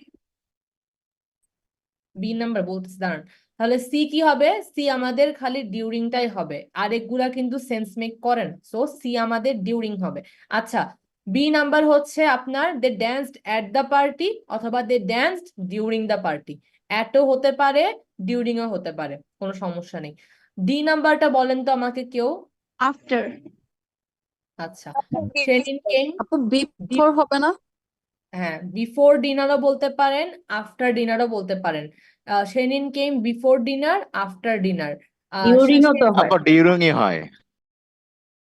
দেখেন সেদিন কেম বিফোর ডিনারও হয় আফটার ডিনারও হয় কিন্তু বাই ডিনারটা বলতে চান না ওটা হবে না সেদিন কেম ডিউরিং ডিনার ডিউরিং ডিনার দেখেন ডিউরিং ডিনারও বলা যায় কিন্তু ডিউরিং এর পর আপনারা একটা যদি দা ইউজ করেন তাহলে কিন্তু জিনিসটা একটু বেশি সুন্দর দেখায় ডিউরিং ডিনার হয় সমস্যা নেই কিন্তু বিফোর আফটার দিলে বেশি সুন্দর দেখায় ডিউরিং চাইলে ইউজ করতে পারেন ডিউরিংটা ইউজ করলে ডিনারের আগে ডিউরিং দা ডিনার লিখলে বেশি সুন্দর দেখায় বাট ডিউরিং ডিনার হইলেও প্রবলেম নাই কিন্তু বিফোর আফটারটা বেশি অ্যাপ্রোপ্রিয়েট এটা হচ্ছে যে আপনাদের কি বলবো মানে হচ্ছে মিনিংফুল হয় ই নাম্বারটা বলেন তো আনটিল টিল দেখেন এখানে কিন্তু I will wait for you until 4 PM এটাই কিন্তু বেশি মানানসই আরেকগুলা কিন্তু খুব একটা সুন্দর লাগে না আনটিল হবে আচ্ছা এফ নাম্বারটা বলেন তো দেখি সিন্স সিন very good they have lived here since 2002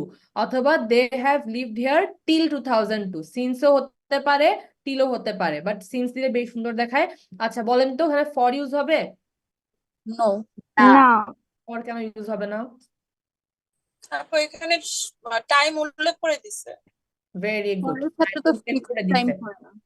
time উল্লেখ করে দিছে তাই আমরা এখানে ফর ইউজ করতে পারবো না স্টিল হবে স্টিল না আপু কেন হবে না স্টিল স্টিল মানে তো হচ্ছে পর্যন্ত তবুও। বোঝায় এখনো স্টিল মানে পর্যন্ত বোঝায় তবুও এখন বলবো। হবে আপু হচ্ছে এটা প্রিপোজিশন অফ টাইমের মধ্যে পড়ে না এজন্য স্টিল হবে না আমরা স্টিল তো পড়ি নাই দেখেন জি নাম্বারটা আমাকে আপু For. আচ্ছা মার্জি আপু ওকে ঠিক আছে জি নাম্বারটা আমাকে বলেন তো কেউ কি হবে ফর হবে একদম চোখ বন্ধ করে এটা ফরই হবে ভেরি গুড আর এটা বলেন তো এইচ নাম্বারটা ফর ফর হবে। তার মানে দেখেন এই যে এই ধরনের সময়গুলোর জন্য আমরা কিন্তু ফর ইউজ করে থাকি ক্লাস এখন কি আপনারা টাইমটা বুঝতে পারছেন জি জি আপু আপু এখন আমরা প্রিপোজিশন অফ প্লেস বা মুভমেন্টটা নিয়ে একটু কথা বলবো। ওইটা নিয়ে কথা বলার আগে আমরা প্রিপোজিশন সম্পর্কে একটা বেসিক ধারণা নিয়ে নিব, এরপর হচ্ছে আমরা কথা বলবো। দেখেন, এখানে আমি একটা ডায়াগ্রাম আঁকছি, এখানে আমি একটা ডায়াগ্রাম এঁকেছি। এখন দেখেন এই জিনিসটা নিয়ে আমরা একটু কথা বলি, হ্যাঁ। ধরেন আপনারা আমাকে বলেন, এই যে এটা কোন ওয়ার্ডটা বলেন তো, যেটাতে আমি এখন বক্স করে রাখছি? অন। অন। অন। আচ্ছা, আপনারা আমাকে বলেন তো দেখি যে অন মানে কি? উপরে হবে আপু। উপরে। আচ্ছা, অন মানে আমরা জানি সবাই যে উপরে। আমরা অন দিয়ে অনেকগুলা সেন্টেন্স দেখি না? যেমন ধরেন, দা বল ইজ অন দ্য টেবল। এটা ধরেন আমার একটা সেন্টেন্স, এখানে আমাদের প্রিপোজিশনটা হচ্ছে অন। প্রিপোজিশন অফ টাইম আমাদের শেষ, হ্যাঁ। এখন আমরা প্রিপোজিশন অফ মুভমেন্ট আর প্লেস নিয়ে কথা বলবো, কিন্তু মুভমেন্ট আর প্লেস নিয়ে আমরা আলাদা আলাদা করে কথা বলবো। এর আগে আমরা একটু বেসিকটা ক্লিয়ার করে নিই তাড়াতাড়ি। দেখেন, the ball is on the table, হ্যাঁ। তো বলটা টেবিলের উপরে। এই অন মানে আমরা সবাই জানি অন মানে হচ্ছে উপরে, কিন্তু অন মানে কেমন উপরে একটু দেখেন। অন মানে হচ্ছে আপনার কোনো জিনিস যখন কোনো কিছুর উপরের তল বরাবর লেগে থাকবে, ওইটাকে আমরা অন বলবো, হ্যাঁ। ধরেন এটা হচ্ছে আপনার একটা টেবিল, হ্যাঁ, আর এটা হচ্ছে আপনার একটা ফোন। তো ধরেন এটা যদি আমি এরকম বলি, এটা কি উপরে বুঝাচ্ছে না যে হাতের উপরে ফোনটা আছে? এটা বুঝাচ্ছে হ্যাঁ। না? কিন্তু আপনি কি জি এটাকে আপু। অন বলতে পারবেন? না অন মানে আপু। উপরে, কিন্তু আমরা জানি অন মানে উপরে, কিন্তু আমরা এটাকে অন বলতে পারবো না।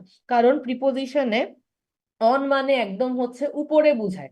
আর উপরে বুঝায় মানে কি? তল স্পর্শ করে থাকবে, এটা বুঝায়। তাহলে দেখেন, এটাকে কি আমি অন বলতে পারি? না আপু। তল আমরা আমরা অন কাকে বলবো? যখন এটা একদম তল স্পর্শ করে থাকবে। এখন আমরা বলতে পারি the phone is on the hand, কারণ এটা তল স্পর্শ করছে। সিমিলারলি এই বলটাকে দেখেন, আমি যদি বলটাকে আসমানের উপরে রেখে দেই, আপনি কি বলতে পারবেন? ধরেন এটা একটা বক্স, আমরা এখানে তিনটা জিনিস নিয়ে কাজ করতেছি। এটা একটা বক্স, এটা একটা বল, আর এটা একটা সিলিন্ডার, হ্যাঁ। তো ধরেন এই যে এই বলটা যদি আমি এখন আসমানের উপরে এমনি ঝুলায় রাখি, আমি কি বলতে পারবো যে এই বলটা এই বক্সের উপরে? মানে অন ইউজ করতে পারবো? না না আপু। আপু। উপরে বলতে পারবো যে এই এই হচ্ছে যে বলটা বক্সের উপরে কোথাও আছে। বাট আমি অন ইউজ করতে পারবো না, কারণ অন মানে আমি কি জানি? তল স্পর্শ করতে হবে। তাহলে যখন আমি লিখতেছি the ball is on the table, তার মানে বলটা টেবিলের উপরে আছে। আর কিভাবে আছে? ঝুলে থাকে নাই বা আকাশে লটকায় থাকে না, এটা হচ্ছে আপনার একদম স্পর্শ করে আছে। বুঝতে পেরেছেন সবাই? একটু অন্যরকম করে বললাম, আই হোপ ক্লিয়ার আপনাদের কাছে, এটা কেউ মাইন্ড করেন না। Okay, the ball is on the table, ঠিক আছে। এখন দেখেন, আমরা তো অন অন নিয়ে কারো কোনো প্রবলেম আছে? ক্লাস অনটা কি আমরা বুঝতে পেরেছি? জি আপু। অন আমরা বুঝতে পেরেছি। এখন দেখেন তো আমি কোথায় দিয়ে রেখেছি বক্সটা? Above or over. Above or over. দেখেন, অ্যাবভ আর হচ্ছে ওভার। দেখেন, অ্যাবভ আর ওভার আমি এখানে দুইটা ওয়ার্ড দিয়ে রেখেছি। আমাকে বলেন তো দেখি, আহ আমাকে একটু বলেন তো অ্যাবভ আর ওভার মানে কি? অ্যাবভ মানে কেউ আছেন? বলতেছেন কিছু? উপরে। উপরে। অ্যাবাভ বা ওভার মানেও কিন্তু হচ্ছে উপরে, হ্যাঁ। অ্যাবাভ বা ওভার মানেও উপরে। এই দুইটা ওয়ার্ডের মানে কিন্তু হচ্ছে উপরে, কিন্তু এগুলার মধ্যে একটা ডিফারেন্স আছে। ডিফারেন্সটা কি? ওভার হচ্ছে আমাদের গতিশীল বা মোশন, মোশন সহ কিছু বোঝায়, হ্যাঁ। মোশন সহকারে কিছু বোঝায়। আর আবাভ মানে হচ্ছে উপরে, কোনো কিছু একদম উপরে, মানে তলে লেগে থাকে না, এই জিনিসটা বোঝায়। তার মানে আপ, মানে আপওয়ার্ড, আপওয়ার্ডে কোনো কিছু আছে এটা বোঝায়। আর ওভারও আমাদের উপরেই বোঝায়, কিন্তু মোশন বোঝায়। এখন দেখেন, এই দুইটার মিনিং কিন্তু হচ্ছে উপরে, হ্যাঁ। আপনাদেরকে একটাকে বলছে কি আবাভ আপওয়ার্ড বুঝায়, ওভার কোনটা? আমি এটা এখনো বুঝানো স্টার্ট করিনি, আমি এটা বলতেছি।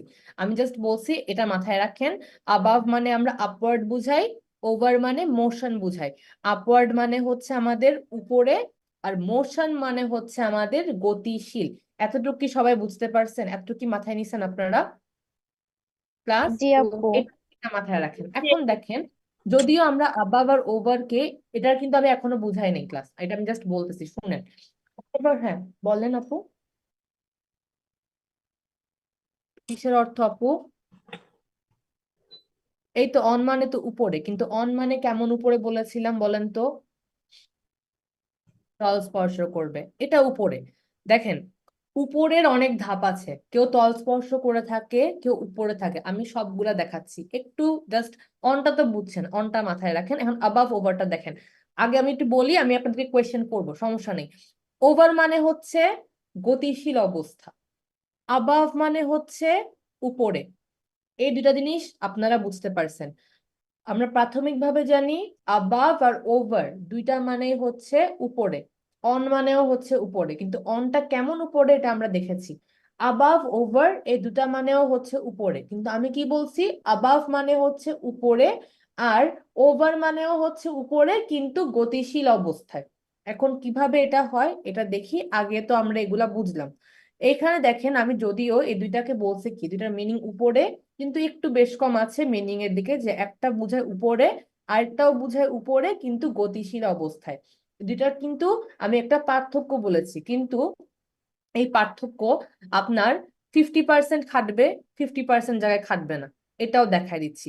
দেখেন আপনি যদি ধরেন এটা একটা হচ্ছে আপনার ধরেন এটা একটা বল, হ্যাঁ, এই বলটা হচ্ছে আপনার, বল না দেই,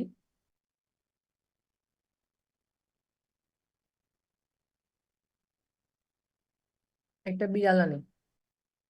ক্লাসে আমি অনেক ফানি ভাবে যখন বোর্ডে রাখি, তখন আমি একটা হচ্ছে এভাবে মানে বিড়াল আঁকার চেষ্টা করি, স্টুডেন্টরা অনেক হাসে। তো এখানে স্টিকার থাকাতে আমার প্রবলেমটা হবে না। দেখেন তো, যদি এই জিনিসটা, এটা ধরেন এটা ক্যাট, এটা কি দেখা যাচ্ছে ক্লাস? জি ম্যাম দেখা যাচ্ছে। ওকে। জি আপু দেখা একটা জিনিস খেয়াল করেন, যদি এই ক্যাটটা এই বক্সের একদম এভাবে লেগে থাকে, তখন আমি কি বলবো বলেন তো? তল অন স্পর্শ করছে। অন। আমি জানি এই বক্সের উপরে ক্যাটটা আছে, আমরা বলবো অন, কারণ এটা তল স্পর্শ করছে। কিন্তু দেখেন যদি আমি দেখাই যে ক্যাটটা উপরের দিকে হয়তো ভাসতেছে বা লেগে আছে কোথাও, আমি এটাকে বলবো হচ্ছে, দেখেন ভালো করে, আবাভ বা ওভার বলতে পারি। কিন্তু আমি যখন ক্যাটটা আপনার এরকম ধরেন ভাসতেছে, বা ক্যাটের জায়গায় ধরেন অন্য অন্য কিছু একটা আছে যেটা হচ্ছে বক্সের উপরে আছে, কিন্তু তল স্পর্শ করতেছে না, কিন্তু হচ্ছে কি উপর থেকে ঝুলে আছে বা উপরের দিকে আছে, আমি বলবো আবাভ, আমি বলবো আবাভ। কিন্তু ধরেন এই ক্যাটটা এই মাটিতে ছিল, হ্যাঁ, এরপর ক্যাটটা কি করছে, একটা জাম্প করছে, জাম্প করে সে এমনে বক্সের উপর দিয়ে চলে গেছে। তাহলে কি হইলো, সে ওভার। কিন্তু বক্সের উপর দিয়ে গেছে, তাই না? উপর দিয়ে গেল না, জি উপর দিয়ে আপু। লাফ দিচ্ছে। এখন দেখেন জিনিসটা, এটাকে যদি আমি ইংলিশে লিখি, আমি ফার্স্ট লিখতে পারতাম, যখন ক্যাটটা কি করতেছিল, যখন ক্যাটটা এরকম আপনার এরকম বাতাসে ভাসমান অবস্থায় ছিল, এই যে বক্সটার সাথে বক্সটার উপরে আছে, তল স্পর্শ করে নাই কিন্তু উপরে আছে, আমি বলতে পারতাম the cat is above the box, আমি বলতে পারি। দেখেন cat is above the box, এই জিনিসটা কিন্তু কোনো মানে কি নর্মাল কোনো সেন্টেন্স না। ক্যাটের জায়গায় যেটা ক্যালেন্ডার থাকতো বা একটা হচ্ছে আপনার ফ্যান থাকতো, সুন্দর মানে বুঝাতে পারতাম যে the fan is above the box. ঠিক আছে, যে ফ্যানটা বক্সের উপরে আছে। দেখেন ফ্যানটা বক্সের উপরে আছে, কিন্তু উপরে একদম এরকম ঝুলে আছে না বলেন, ঝুলে থাকে না অনেক সময় উপরের দিকে, জি এটা আপু। বুঝাতে। আমি এখানে একটা ফ্যান দিয়েও বুঝাই দিব, দরকার সমস্যা নাই। কিন্তু দেখেন যখন এই বিড়ালটা এই নিচ থেকে একটা লাফ মেরে এরকম উপরের দিকে, এই যে নিচের দিকে আসবে বক্সের উপর থেকে, তখন আমি কি বলবো, আমি বলবো দেখেন the cat jumped over the box.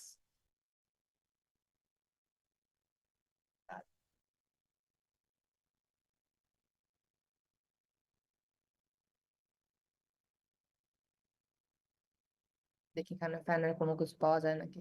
ধরেন এইটা একটা ফ্যান, হ্যাঁ, এই ফ্যানটা হচ্ছে যে ধরেন আপনার এই যে এই বক্সটার উপরে, তাহলে আমি বলতে পারি the fan is above the box. এখন ফ্যানটা ঘুরুক আর না ঘুরুক, ফ্যানটা কিন্তু এখানে একটা জায়গায় লেগে আছে আর বক্সটার একদম উপর হয়ে আছে, তাই আমি এখানে আবাভ ইউজ করব, কারণ আবাভ মানে কি উপরের দিকে, উপরে আছে, তল স্পর্শ করে নাই, তাই আমি অন লিখতে পারবো না। কিন্তু যেহেতু উপরের দিক থেকে ঝুলে আছে, আমি এখানে আবাভ ইউজ করতে পারি। কিন্তু যখন একটা জিনিস কোনো কিছুর উপর দিয়ে যাবে গতিশীল অবস্থায়, ধরেন এই বিড়ালটা এখানে ছিল, একটা লাফ দিল, এই বক্সে কোনো তল স্পর্শ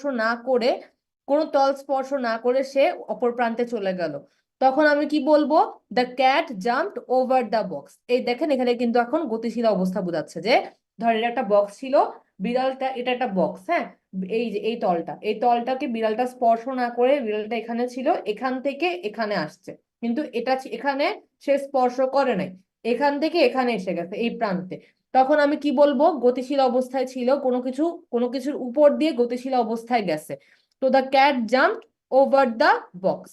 কিন্তু ফ্যানটাও দেখেন উপরের দিকে আছে, কিন্তু উপর থেকে ঝুলে আছে, এখন ফ্যান ঘুরুক না ঘুরুক উপরের দিক থেকে ঝুলে আছে, ফ্যানটা কিন্তু এক লাফ দিয়ে আবার ছুটে অন্যদিকে চলে যায় নাই। তাহলে আমি সেক্ষেত্রে বলবো the fan is above the box, the cat jumped over the box. এটা কি বোঝা গেছে ক্লাস? বলেন তো, এটা ক্লিয়ার জি হয়েছেন আপু। সবাই? এটা সবার ক্লিয়ার থাকার কথা। হ্যাঁ, যখন কোনো কিছুর উপর দিয়ে যাবে, ধরেন এটা একটা হচ্ছে জায়গা, এখানে ধরেন আপনি দাঁড়াইতে পারেন, তো এটা যদি কোনো কিছু এখান থেকে এখানে চলে যায়, তার মানে কি এই তলটার উপর দিয়ে গেছে না? তখন আমি ওভার বলবো, কারণ এই তলটা সে স্পর্শ করে নাই, কিন্তু সেটার উপর দিয়ে গেছে। ওইসব কথা বলার জন্য আমি ওভার ইউজ করব। আবার হচ্ছে যে আপনি এখানে কোনো কিছু এটার উপরে ঝুলে আছে বা এটার উপরের দিকে আছে, হ্যাঁ, ধরেন ক্যালেন্ডার বা ধরেন ফ্যান ঝুলে আছে, সেক্ষেত্রে আমি আবাভ বলবো। তো এটাই হচ্ছে আপনাদের আবাভ আর ওভারের মিনিং। কিন্তু অনেক সময় আবাভের আবাভের যে আপওয়ার্ড জিনিসটা আমরা বুঝাই, সেক্ষেত্রে কিন্তু আমি ওভারও ইউজ করতে পারি।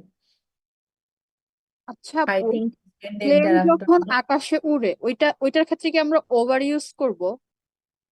প্লেন ওইটা কি যখন মৌসুম আকাশের বুঝাচ্ছে না? উপরে উঠে, আকাশের উপরে মানে আহ প্লেন যখন চলমান থাকতেছে এটা তো হচ্ছে উপর দিয়ে যাচ্ছে না, আপওয়ার্ড মোশন না এটা?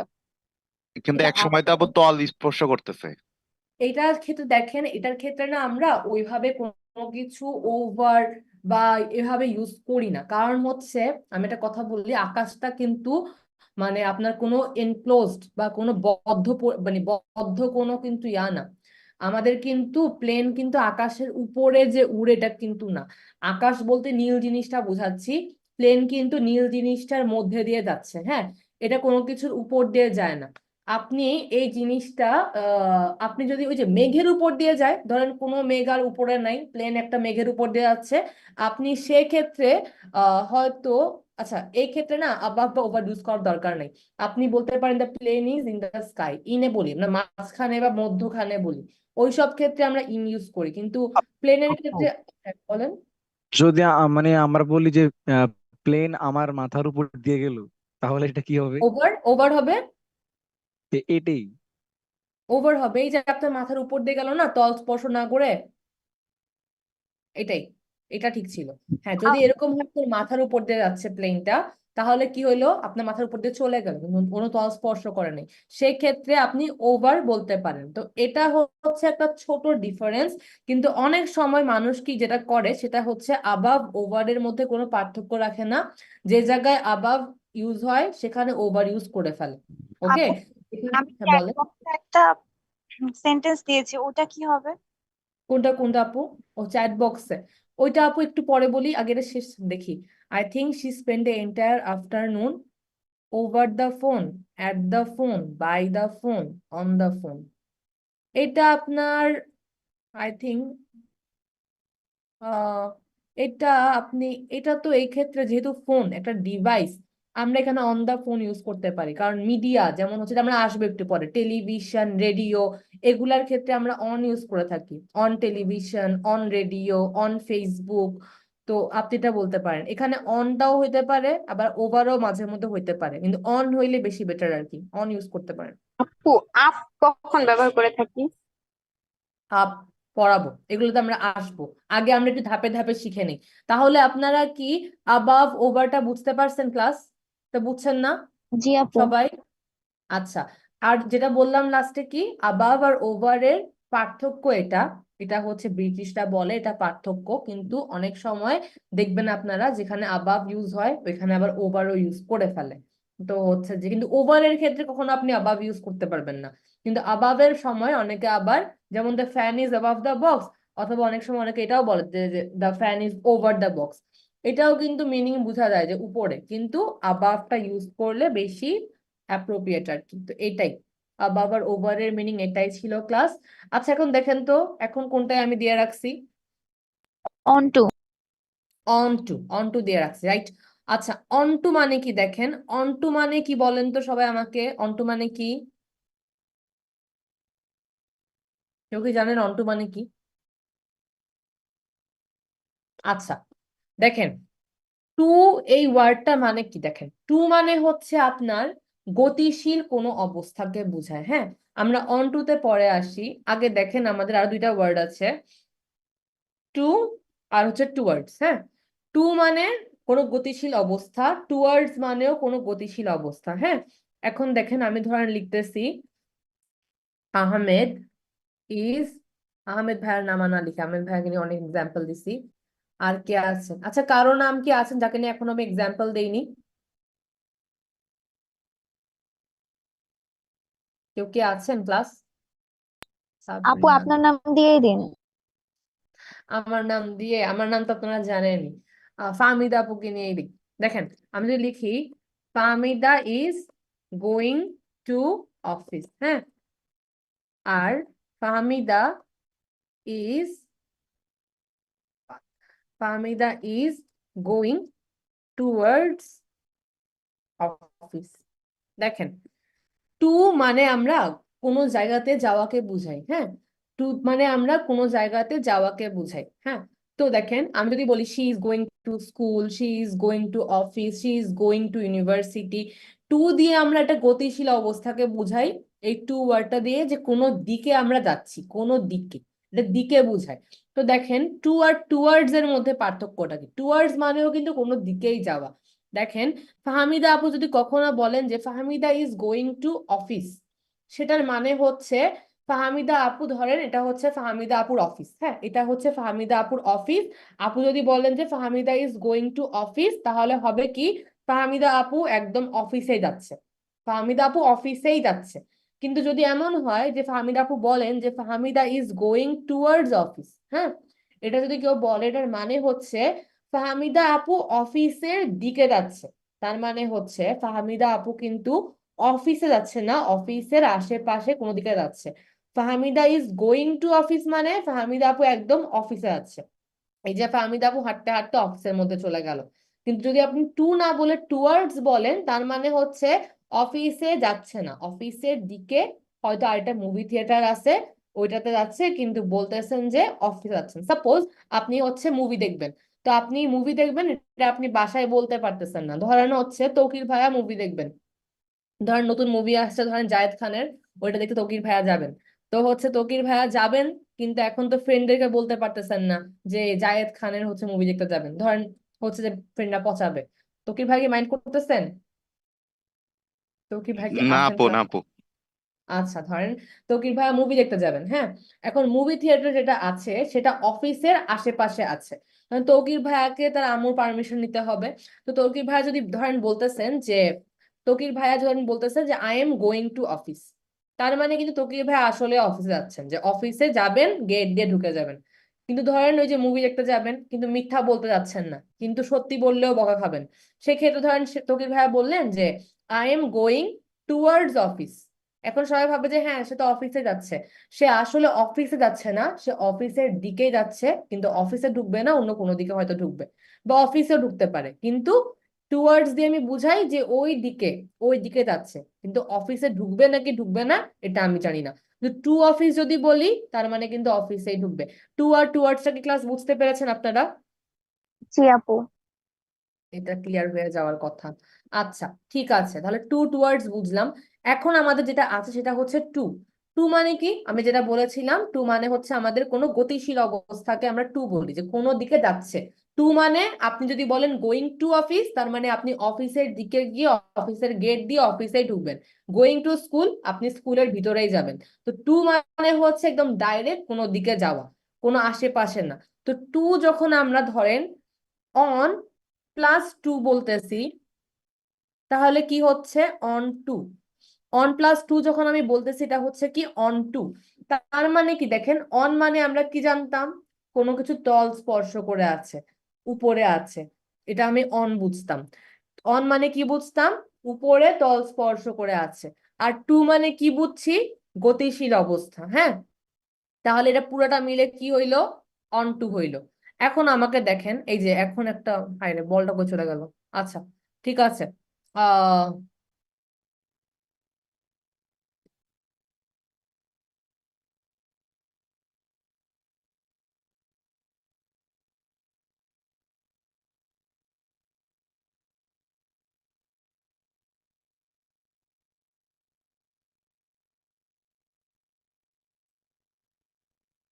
দেখেন ক্লাস, এটা একটা যদি বল হয়ে থাকে, ধরেন এই বলটা মাটিতে পড়েছিল। হ্যাঁ, এই বলটা মাটিতে পড়েছিল।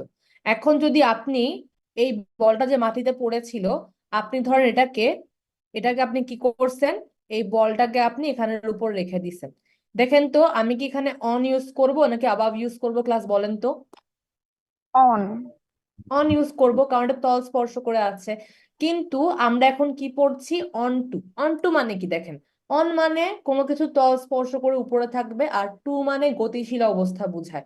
তাহলে অন মানে হচ্ছে ধরেন একটা বল এরকম মাটিতে পড়েছিল, ওইটাকে নিয়ে আপনি কি করলেন, যখনই আপনি এটা নিয়ে এটাকে এই বক্সের উপরে রাখলেন, দেখেন একটা গতিশীল অবস্থার সৃষ্টি হইলো না। এখানে পড়েছিল, আপনি হাত দিয়ে তুলে গতিশীল অবস্থায় এটাকে একটা তল স্পর্শ করাই দিলেন, তাই না? তখন কিন্তু আমি বলবো অন টু, কারণ এটা কিন্তু অন মানে বোঝায় যে আগে থেকে এখানে ছিল, এখানেই ছিল। The ball is on the table, তার মানে বলটা টেবিলের উপরে আছে, আগে থেকেই ছিল, এখনো আছে। কিন্তু যদি আপনি এই বলটা মাটি থেকে নিয়ে একটা গতি দিয়ে এখানের উপর রাখেন আর ওই অবস্থান ইংলিশ বুঝাতে চান, সেক্ষেত্রে আপনি অন টু বলবো। দেখেন, আমি বলতে পারি যে Sabrina put the ball onto the table. The ball is on the table. দেখেন, the ball is on the table মানে কি, বলটা টেবিলের উপরে ছিল, আগেও ছিল, কেউ একজন হয়তো রাখছে, কিন্তু ছিল। এটা কোনো গতিশীল অবস্থা বোঝাচ্ছি না, আমি বলতেছি the ball is on the table, টেবিলটা বলটা টেবিলের উপরে আছে।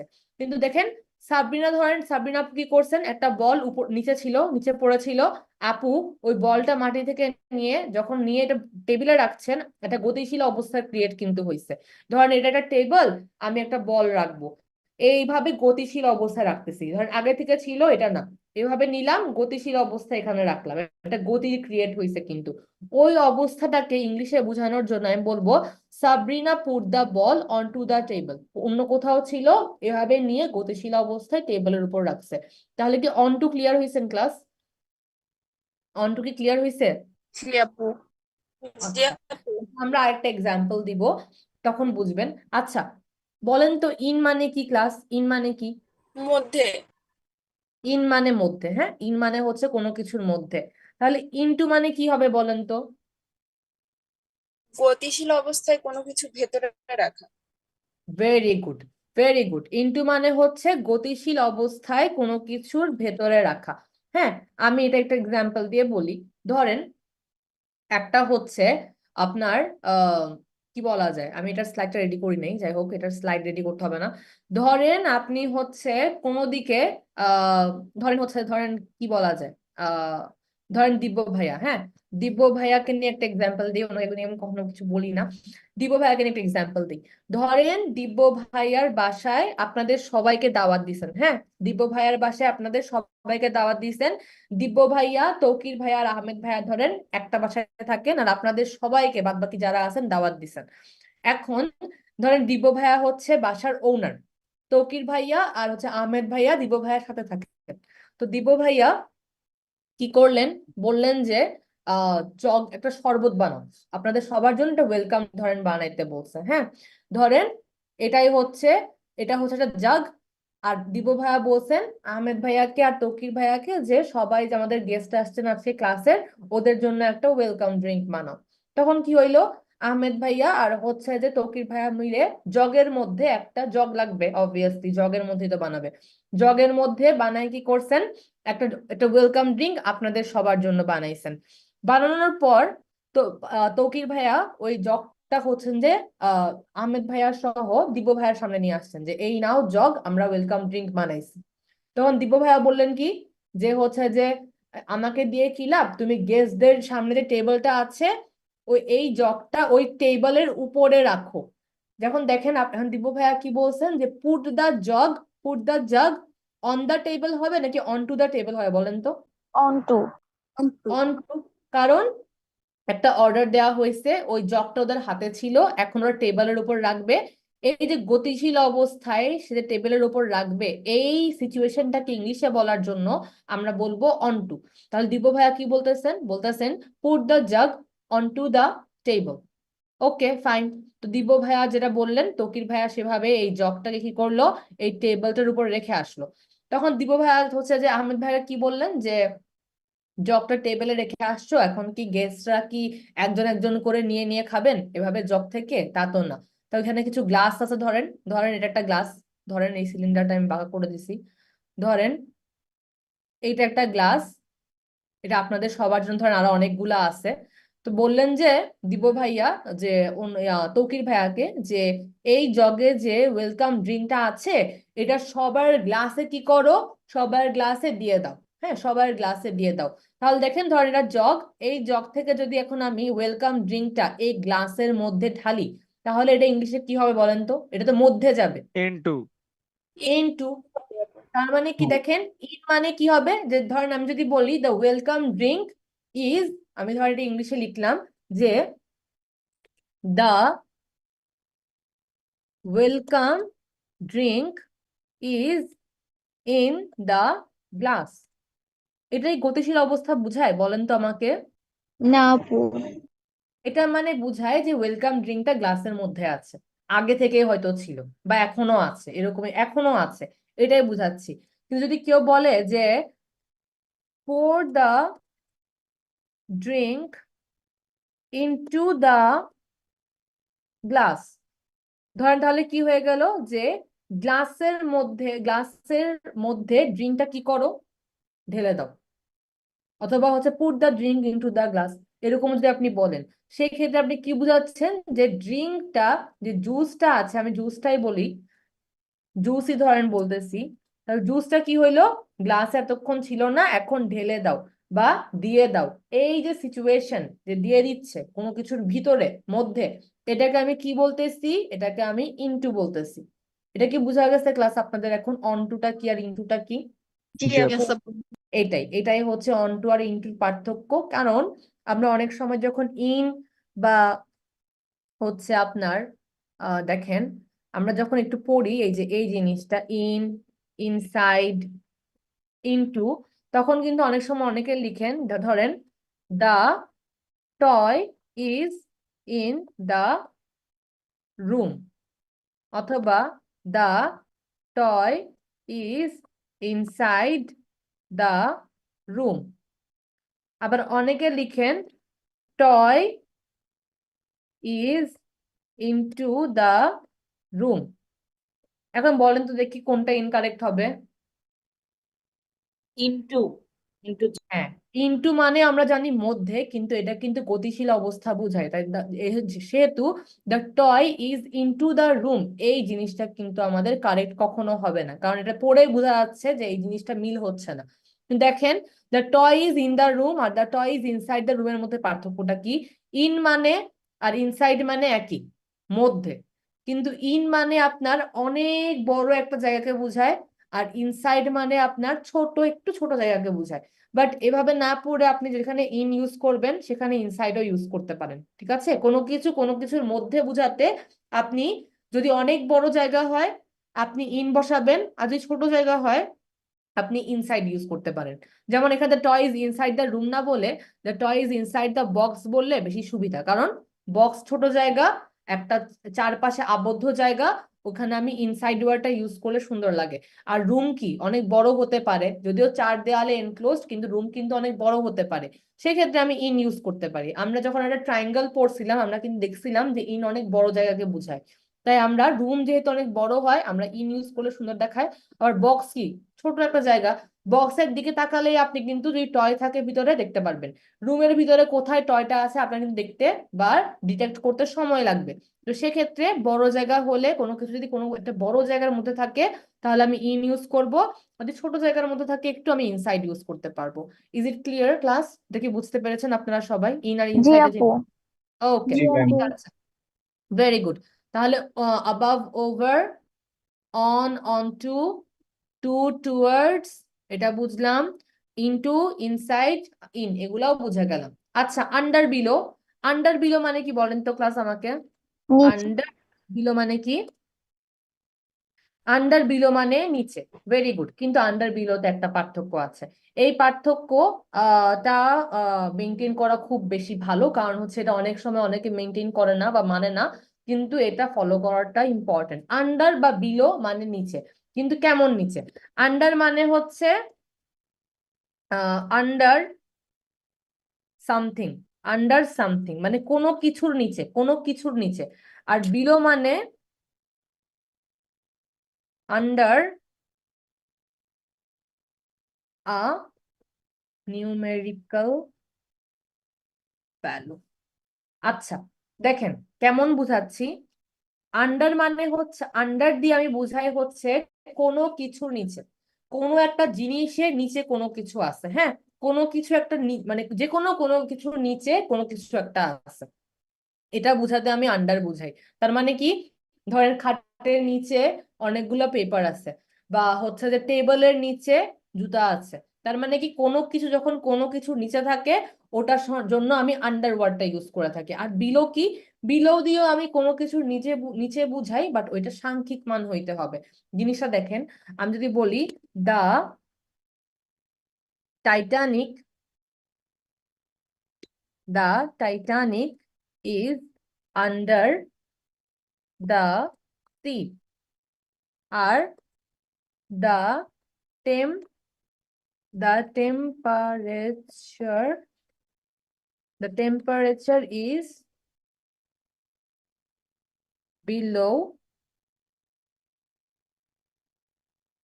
3 degree। আপু এরপর ধরেন সি আর ওশানের মধ্যে কি কোনো পার্থক্য আছে? সি আর ওশানের মধ্যে, সি মানেও সমুদ্র, ওশান মানেও সমুদ্র না, সি আর ওশানের মধ্যে খুব একটা পার্থক্য নাই, না, সি আর ওশানের মধ্যে খুব একটা পার্থক্য নেই। আচ্ছা দেখি এই জিনিসটা আমরা একটু ফোকাস করি। The Titanic is under the sea, আর হচ্ছে আপনার the temperature is below 3 degree Celsius. হ্যাঁ, দেখেন, আরে দেখেন, যদি আমি এরকম করে লিখি যে the Titanic is under the C, the temperature is below 3 degree Celsius, এখানে একটা জিনিস খেয়াল করবেন, সেটা হচ্ছে আপনার এখানে বোঝাচ্ছে টাইটানিকটা সাগরের নিচে। ওকে, টাইটানিকটা হচ্ছে আপনার সমুদ্র বা সাগরের নিচে, যে এই টাইটানিক জাহাজটা আছে এটা একদম সমুদ্র, তো ওখানে উপর থেকে শুরু হয়, সমুদ্রের একদম নিচে আছে মাটিতে লাগানো, ধরেন টাইটানিক জাহাজটা। কিন্তু যখন বিলো বলতেছি দেখেন, আমি কিন্তু এটা সাংখ্যিক মান বলতেছি, the temperature is below 3 degree Celsius. তো আপনি আন্ডার ওয়ার্ডটা যখন ইউজ করবেন আপনি এরকমও লিখতে পারেন যে the Titanic is under the C, অথবা লিখতে পারেন the box is under the table. কোনো কিছুর নিচে কোনো কিছু বোঝাতে আমি আন্ডার ইউজ করি, বাট যখন সাংখ্যিক কোনো কিছুর সাংখ্যিক মানের নিচে বুঝাই, যেমন টেম্পারেচার বা কোনো স্কোর একটা সাংখ্যিক মানের নিচে বুঝাই, তখন হচ্ছে আমি বলি যে হচ্ছে বিলো। এটা কি বুঝতে পারছেন ক্লাস? আন্ডার মানে কোনো কিছুর নিচে, আর বিলো মানে সাংখ্যিক মানের নিচে, বিলোর পরে একটা সংখ্যা আসতে হবে। আপু বিলো জায়গা যদি আমরা ধরেন ডিসক্রিজ লিখলাম, মানে ইনক্রিজ ডিসক্রিজ। ইনক্রিজ ডিক্রিজ মানে বাড়া কম, প্রিপোজিশন ওটা হ্যাঁ ওটা প্রিপোজিশন না, ইনক্রিজ ডিক্রিজ এটা আপনাদের প্রিপোজিশন না। এখানে আন্ডারটা হচ্ছে, হ্যাঁ বলেন। কেউ কিছু বলতেছেন? বিলো মানে তো নিচে বোঝানো হয়েছে, যদি এটা হয় 3 ডিগ্রির উপরে আসে তখন কি লিখবো এখানে? অ্যাবাভ Above, জি আপু। অ্যাবাভ লিখবেন, অ্যাবাভ লিখে দিবেন। তো দেখেন, the temperature is below 3 degree Celsius, তার মানে কি এই যে এই সাংখ্যিক মান বলতে হবে প্লাস আমাকে বিলোটা ইউজ করতে হবে। তার মানে কি কোনো কিছুর সাংখ্যিক মানের নিচে কিছু বোঝাতে গেলে আমি বিলো ইউজ করব, আর আন্ডারটা আমি যে মানে কোনো কিছুর নিচে ওই জিনিসটা ব্যবহার করতে আমি ইউজ করব। ক্লাস, এটা কি ক্লিয়ার আপনারা, আন্ডার আর বিলোটা? এটা জি ক্লিয়ার আপু। না সবাই? ওকে, ঠিক আছে। আচ্ছা ঠিক আছে, এটা তো এখানে নিয়ে আসছি, যাই হোক। এখন আমাদের যেটা আছে সেটা হচ্ছে near, beside, next to, close to. Near, beside, next to, close to, এগুলার সবগুলার মানে হচ্ছে আপনার পাশে বা কাছে বা নিকটে। আপনি লিখতে পারেন, আপনি এখানে এই যে এই ওয়ার্ডগুলো যেটা আমি দেখাইলাম, দেখেন এই যে সবগুলা ওয়ার্ড লিখলাম না, এগুলার হচ্ছে আপনার সবগুলার কিন্তু আপনার ওই যে কি বলে জানি, সবগুলার হচ্ছে আপনার মিনিং সেম। এগুলার সবগুলার মানে হচ্ছে নিকটে বা কাছে। আপনি যদি লিখেন দা দ্য ডোর, না, the mat is near the door, এগুলা বা the mat is beside the door, অথবা the mat is close to the door. এখানে আপনি near, beside, next to, close to যা ইউজ করেন সবগুলার মিনিং সেম, সবগুলার মানে হচ্ছে নিকটে, কোনো কিছুর নিকটে বা পাশে আছে, পাশে বা নিকটে, এটা বোঝানোর জন্য আমি পাশে, নিকটে, কাছে, এই তিনটা ইউজ করার জন্য আমি এই ওয়ার্ড গুলো ইউজ করে থাকি। Near, beside, next to, close to, এগুলোর সবগুলোর মিনিং সেম। আরেকটা যেটা আছে লাস্ট আমাদের, সেটা হচ্ছে অ্যাক্রস বা থ্রু। আচ্ছা দেখেন, থ্রু আর অ্যাক্রস,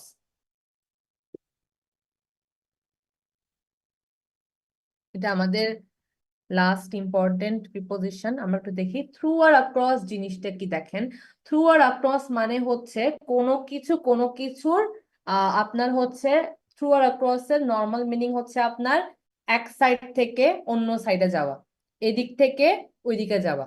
ধরেন আমি যদি একটা এরকম আপনার এই প্রান্ত নেই, ধরেন থ্রু আর অ্যাক্রস মানে হচ্ছে এই ধরেন বক্সটা, এই বক্সটার এ পয়েন্ট থেকে এ পয়েন্টে আসা, মানে একদিক থেকে বিপরীত দিকে আসা। এটা কি বুঝতে পারছেন ক্লাস, থ্রু আর অ্যাক্রস এর মানে? না আপু, আরেকবার রিপিট করেন। থ্রু আর অ্যাক্রস মানে হচ্ছে এক সাইড থেকে অন্য সাইডে যাওয়া, যেমন হচ্ছে ধরেন এটা রোডের এক প্রান্ত, এটা রোডের আরেক প্রান্ত। থ্রু আর অ্যাক্রস মানে হচ্ছে এক প্রান্ত থেকে অন্য প্রান্তে যাওয়া। এখন কি বুঝতে পারছেন? জি আপু। আসলে বুঝছেন সবাই এটা? আপু একটা এক্সাম্পল। আমি এক্সাম্পল দিব, আগে কি এটা বুঝছেন যে থ্রু আর অ্যাক্রস মানে কি? জি আপু, জি জি এখানে আপু। এটা তো বুঝছেন। থ্রু আর অ্যাক্রস মানে এক সাইড থেকে অন্য সাইডে যাওয়া। কিন্তু থ্রু আর অ্যাক্রস এর মধ্যে পার্থক্যটা কি? থ্রু আর অ্যাক্রস এর মধ্যে পার্থক্যটা হচ্ছে আপনার এই দেখেন, এটা কি বলেন তো যেটা আমি দেখাচ্ছি এখন থ্রু এর পাশে? সিলিন্ডার। সিলিন্ডার। থ্রু মানে হচ্ছে আপনার এক সাইড থেকে অন্য সাইডে যাওয়া, বাট জায়গাটা বদ্ধ হইতে হবে, জায়গাটা বদ্ধ হইতে হবে। যেমন ধর আপনি বললেন the cat went through the cylinder, এটা মানে হচ্ছে ক্যাটটা সিলিন্ডারের এই প্রান্ত থেকে ওই প্রান্তে গেছে, কিন্তু এই সিলিন্ডার একটা বদ্ধ জিনিস না, তাই না? বদ্ধ না? জি আপু। কোনো সন্দেহ আছে কারো? আর কেউ বুঝতেছেন যা বলতেছি আমি? জি নাকি আপু। জি এক্সাম্পলটা আপু। না? জি একটু আপু, বলবেন ক্লাস। দেখেন, থ্রু মানে হচ্ছে আপনার এক প্রান্ত থেকে অন্য প্রান্তে যাওয়া, বাট প্রান্তটা আপনার কি হতে হবে, আবদ্ধ হতে হবে। হ্যাঁ, যেমন সিলিন্ডারের এক প্রান্ত দিয়ে ঢুকলে ভিতরে কিন্তু কি দেখা যায়, সিলিন্ডারের ভিতরে পার্টটা দেখা যায়। অপর প্রান্ত থেকে অপর প্রান্ততে বের না হওয়া পর্যন্ত সিলিন্ডারের এক প্রান্ত দিয়ে ঢুকলে কিন্তু বাইরের কিছু দেখা যায় না, অপর প্রান্ত দিয়ে বের হলে দেখা যায়। তো আপনি যখন একটা জিনিসের এখান থেকে এইখানে আসবেন, আর যদি জিনিসটা বদ্ধ হয় সেক্ষেত্রে আপনি থ্রু বলবেন। যদি আপনি বলেন he threw the ball through the window. তার মানে কি হইলো, বলটা উড়ে চলে গেল কিন্তু কিসের মধ্যে গেল, জানালার মধ্যে দিয়ে চলে গেল। তো জানালা কি একটা আবদ্ধ পরিবেশের সৃষ্টি করতেছে। তো এক প্রান্ত থেকে অপর প্রান্তে গেছে, কিন্তু কি হয়ে গেল, জিনিসটা একটা বদ্ধ প্রান্ত দিয়ে চলে গেল। তো বদ্ধ প্রান্ত দিয়ে যখন কোনো কিছু চলে যায়, বদ্ধ একটা প্রান্ত, চারদিকে আটকানো, এক প্রান্ত থেকে অন্য প্রান্তে যেতে হবে, তো সেইগুলোর ক্ষেত্রে আমি থ্রু ইউজ করি। আর অ্যাক্রস মানে কি, এক প্রান্ত থেকে অপর প্রান্ত, কিন্তু এই ক্ষেত্রে জায়গাটা আপনার বদ্ধ হবে না, খোলা হবে। যেমন the the lady walked across the road. Across the road মানে কি, মহিলাটি রোডের এই প্রান্ত থেকে ওই প্রান্তে গেল। The lady walked across the road. দেখেন আমি যদি বলি the cat went through the cylinder.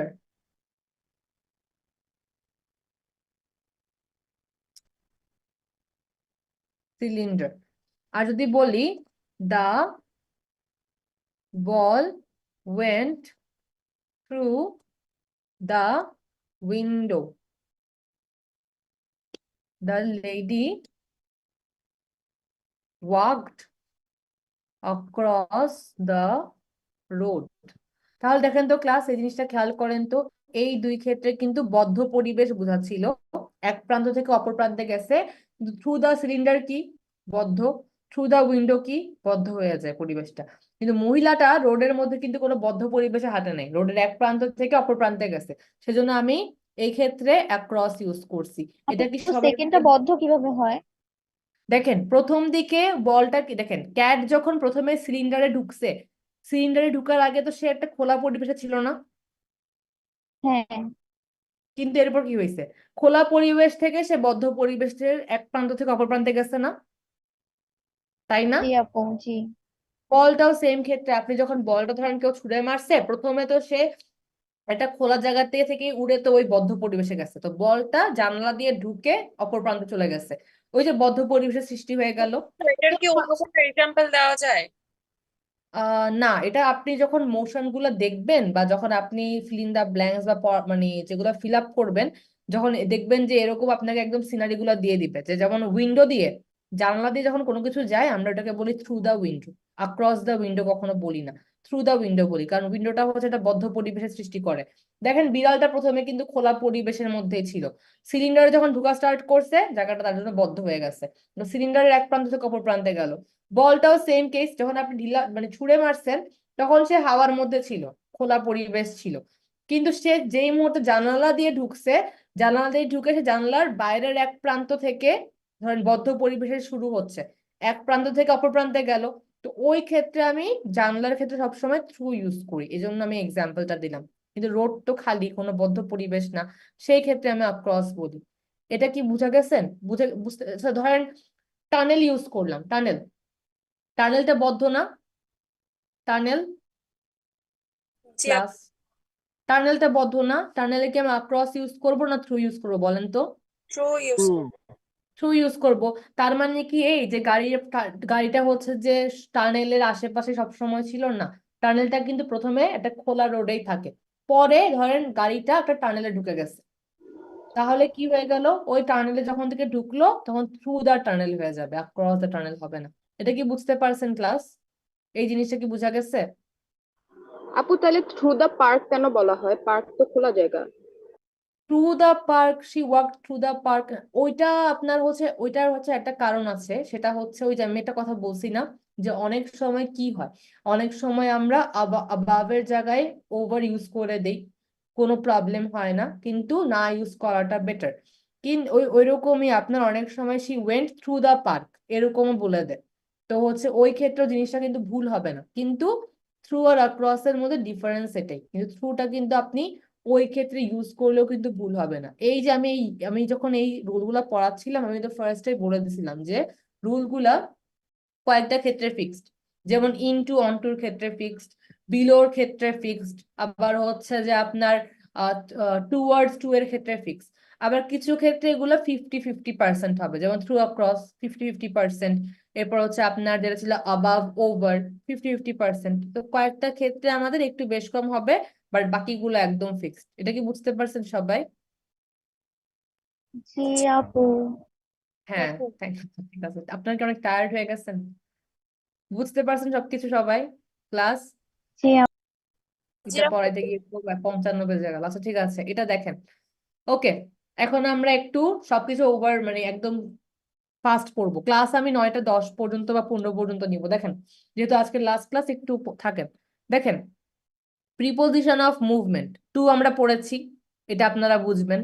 আক্রসও আমরা পড়েছি, এটা আপনারা বুঝবেন। আলং, আলং মানে কি দেখেন, আলং মানেও হচ্ছে আপনার এক প্রান্ত থেকে অপর প্রান্তে, বাট স্ট্রেইট একটা লাইনে, স্ট্রেইট লাইনে। যে she walked Along the road, মানে সে রাস্তার ধারে হাঁটলো।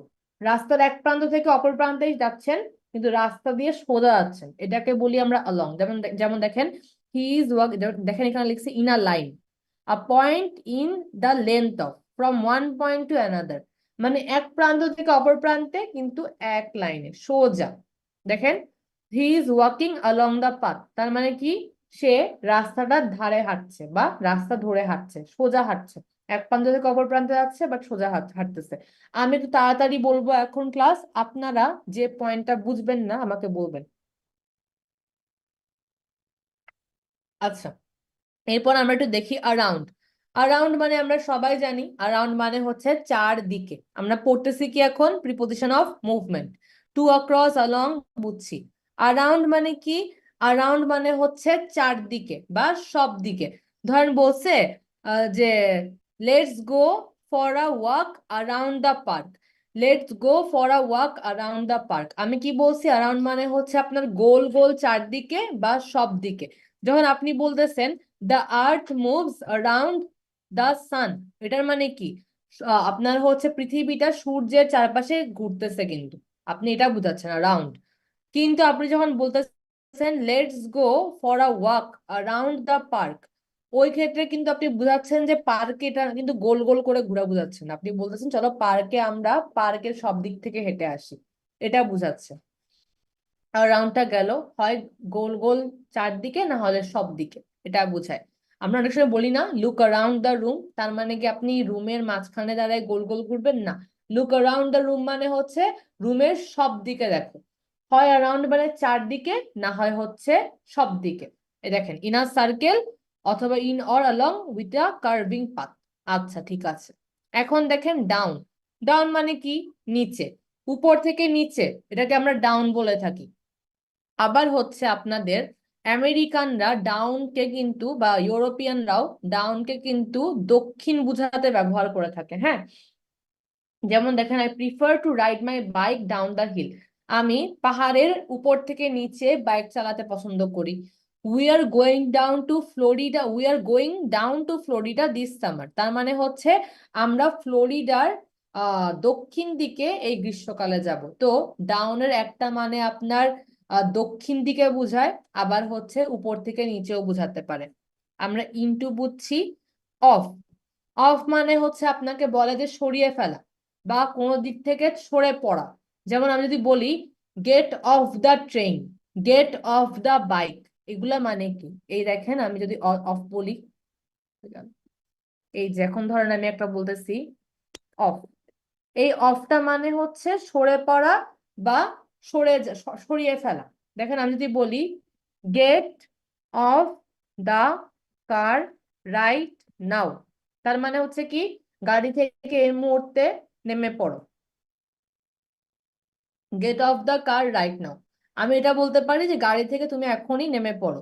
অথবা দেখেন যদি বলি get your feet off the sofa, we get off the train at the next stop. দেখেন এগুলো মানে কি, কোনো জায়গা থেকে নেমে পড়া বা সরে যাওয়া, সেক্ষেত্রে আপু অফটা তো আমরা বন্ধ মানে বলতেও বুঝাই, সেটা কি হবে?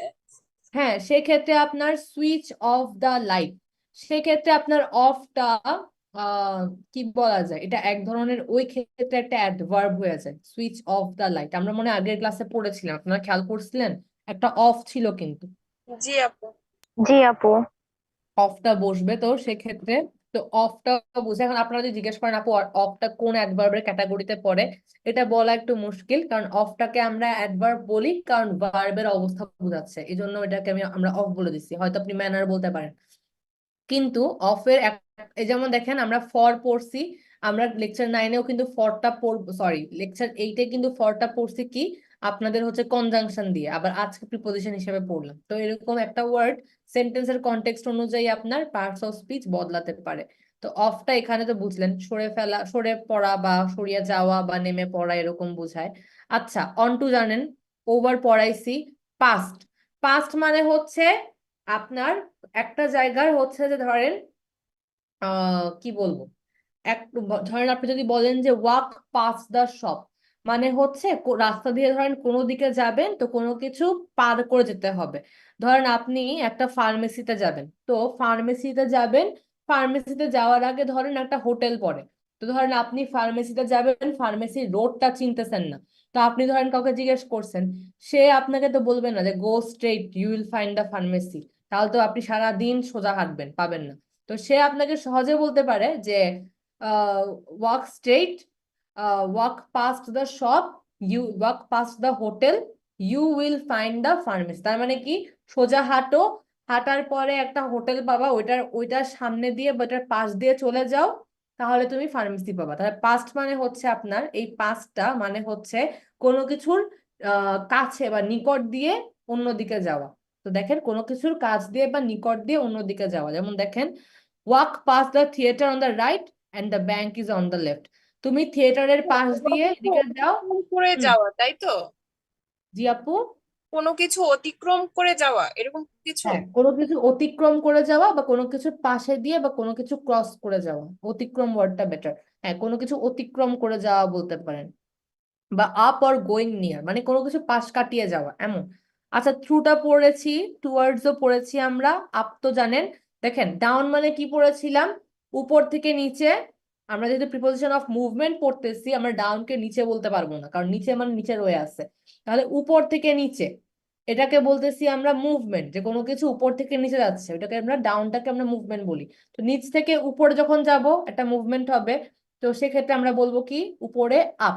আবার আমরা হচ্ছে যে ডাউনকে বলছিলাম কি সাউথ বা দক্ষিণ দিকে, এখানে আপ মানে হচ্ছে আপনার উত্তর দিকে বুঝাবে।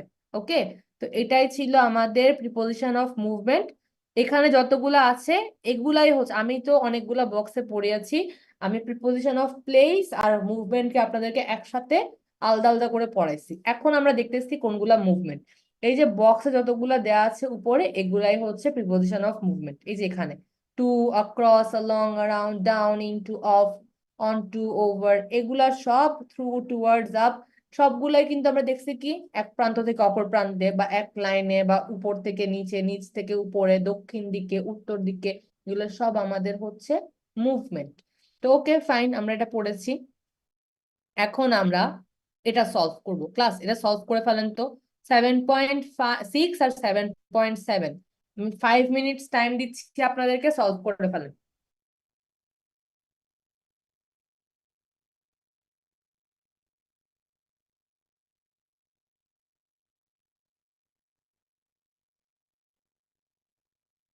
আপু কোনটা কোনটা, 6 আর 7? 7.6 আর 7.7। আচ্ছা ক্লাস, আমরা কি এটা আগে সলভ করবো নাকি প্রিপোজিশন অফ প্লেসটা পড়ে নিও বলেন তো?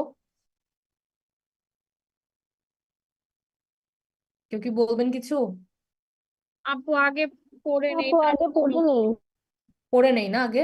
জি আচ্ছা আপু। ঠিক আছে, তাহলে এটা মনে থাকবে তো না, এটা হচ্ছে প্রিপোজিশন অফ মুভমেন্ট, এটা আমাদের একটা এক্সারসাইজ আছে, করে ফেলবো না আমরা।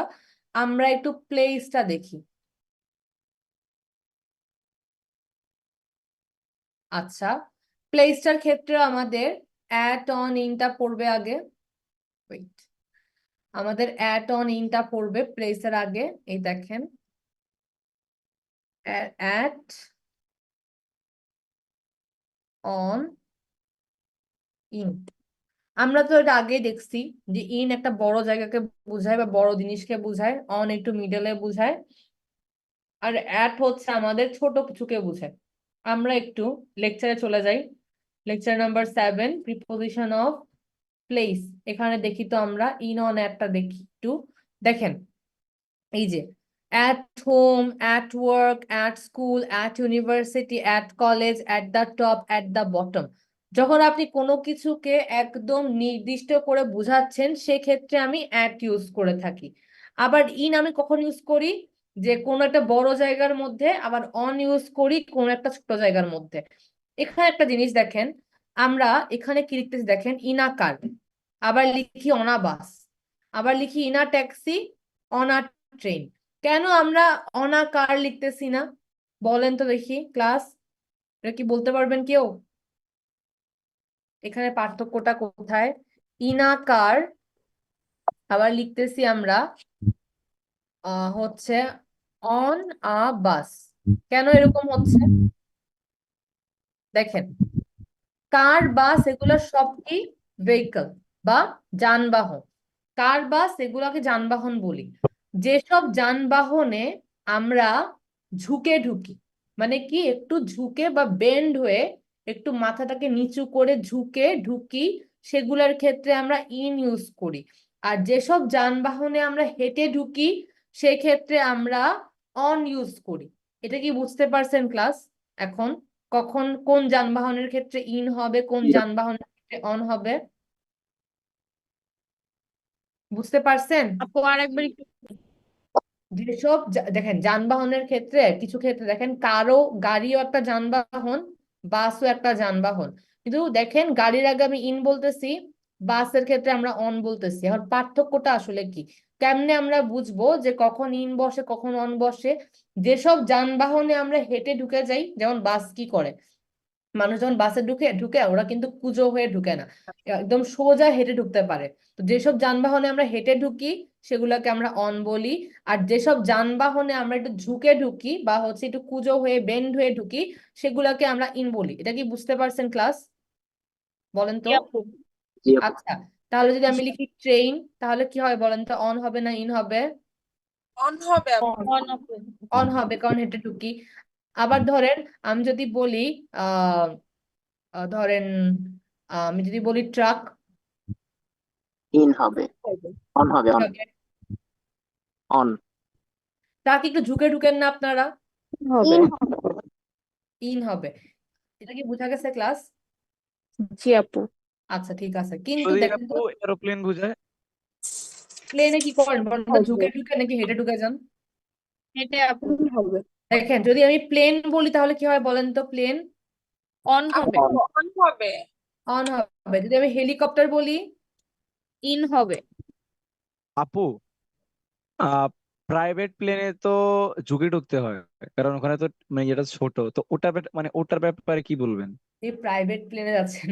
আচ্ছা ঠিক আছে, দেখেন যে ওই সব, এটা কি আমরা হচ্ছে আপনার প্রাইভেট প্লেন না বলে আমরা কিন্তু ইংলিশে এটাকে প্লেনই বলি। হ্যাঁ, আপনি ওইভাবে না ধরে এটা কিন্তু একটু মানে কি বলবো, একটু এইটা কিন্তু খুব একটা ফিক্স না, কিন্তু এটা এই রুলে ফিক্স যে যেসব যানবাহনে আমরা ঝুঁকে ঢুকি ইন বলবো, যেসব যানবাহনে আমরা কি করি হেঁটে ঢুকি সেগুলোকে অন বলবো। তো যে যানবাহনগুলো দেখলেই বোঝা যায় কোনটায় হেঁটে ঢুকবো কোনটায় আমি ঝুঁকে ঢুকবো, ওখানে আপনি ইন অন সহজে ইউজ করতে পারবেন।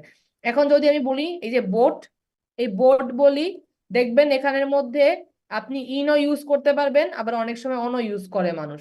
তো এখানের মধ্যে কোনো, তো এখানের মধ্যে আর কিছু বলার নেই, মানুষ ইনও ইউজ করে অনও ইউজ করে। তো সেই ক্ষেত্রে আমাদের দেখতে হবে যে ধরেন কার বলতেছেন ইনা কার বলবেন, বাস বললে অনা বাস বলবেন, এইগুলাই। ট্রেন বলতেছেন হেঁটেই ঢুকে সবাই ট্রেনে অন, ট্রাক একটু মাঝে মধ্যে ঝুঁকে ঢুকে ইন, আবার অনেক সময় বড় ট্রাক থাকে যেগুলোতে একটু সিঁড়ি দিয়ে ঢুকতে হয়, ওইটাতে ওকে ঝুঁকে ঢুকতে হয়, তো ইন। তো এগুলো একটু খেয়াল রাখতে হবে, যেখানে ঝুঁকে ঢুকি ইন, যেখানে হেঁটে ঢুকি অন। এটাই, এটাই হচ্ছে কথা। বাজে কয়টা? আচ্ছা ঠিক আছে, ইন অন আর কি যানবাহনের ক্ষেত্রে বুঝতে পারছেন ক্লাস আপনারা কখন কি হয়? জি আপু। জি আপু। আচ্ছা ঠিক আছে, এটা তো আমরা বুঝলাম। ওকে, ছবি এগুলো কি? আচ্ছা এটা তো লেখা শিটে আছে, ছবি তোলার কি আছে? দেখেন, না, ছবির এগুলা কি? ওই যে ও আচ্ছা ছবিগুলো যে আপনাদেরকে বাচ্চাদের মধ্যে একটু বুঝাইছে আর কি, এখানের মধ্যে এগুলো আপনারা বুঝবেন না, in the pot, under the table, next to, এগুলো তো এখন বুঝবেন।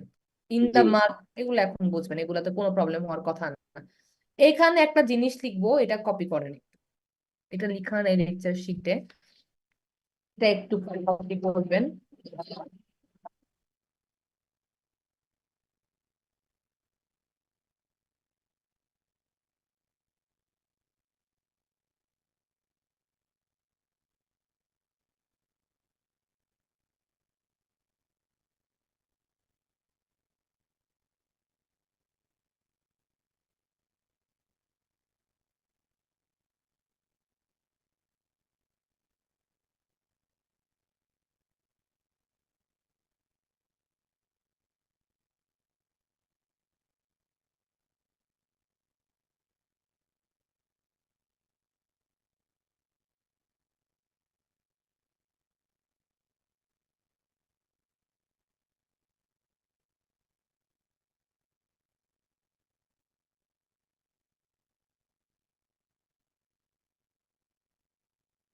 সবাই একটু লিখে নিবেন জিনিসগুলা।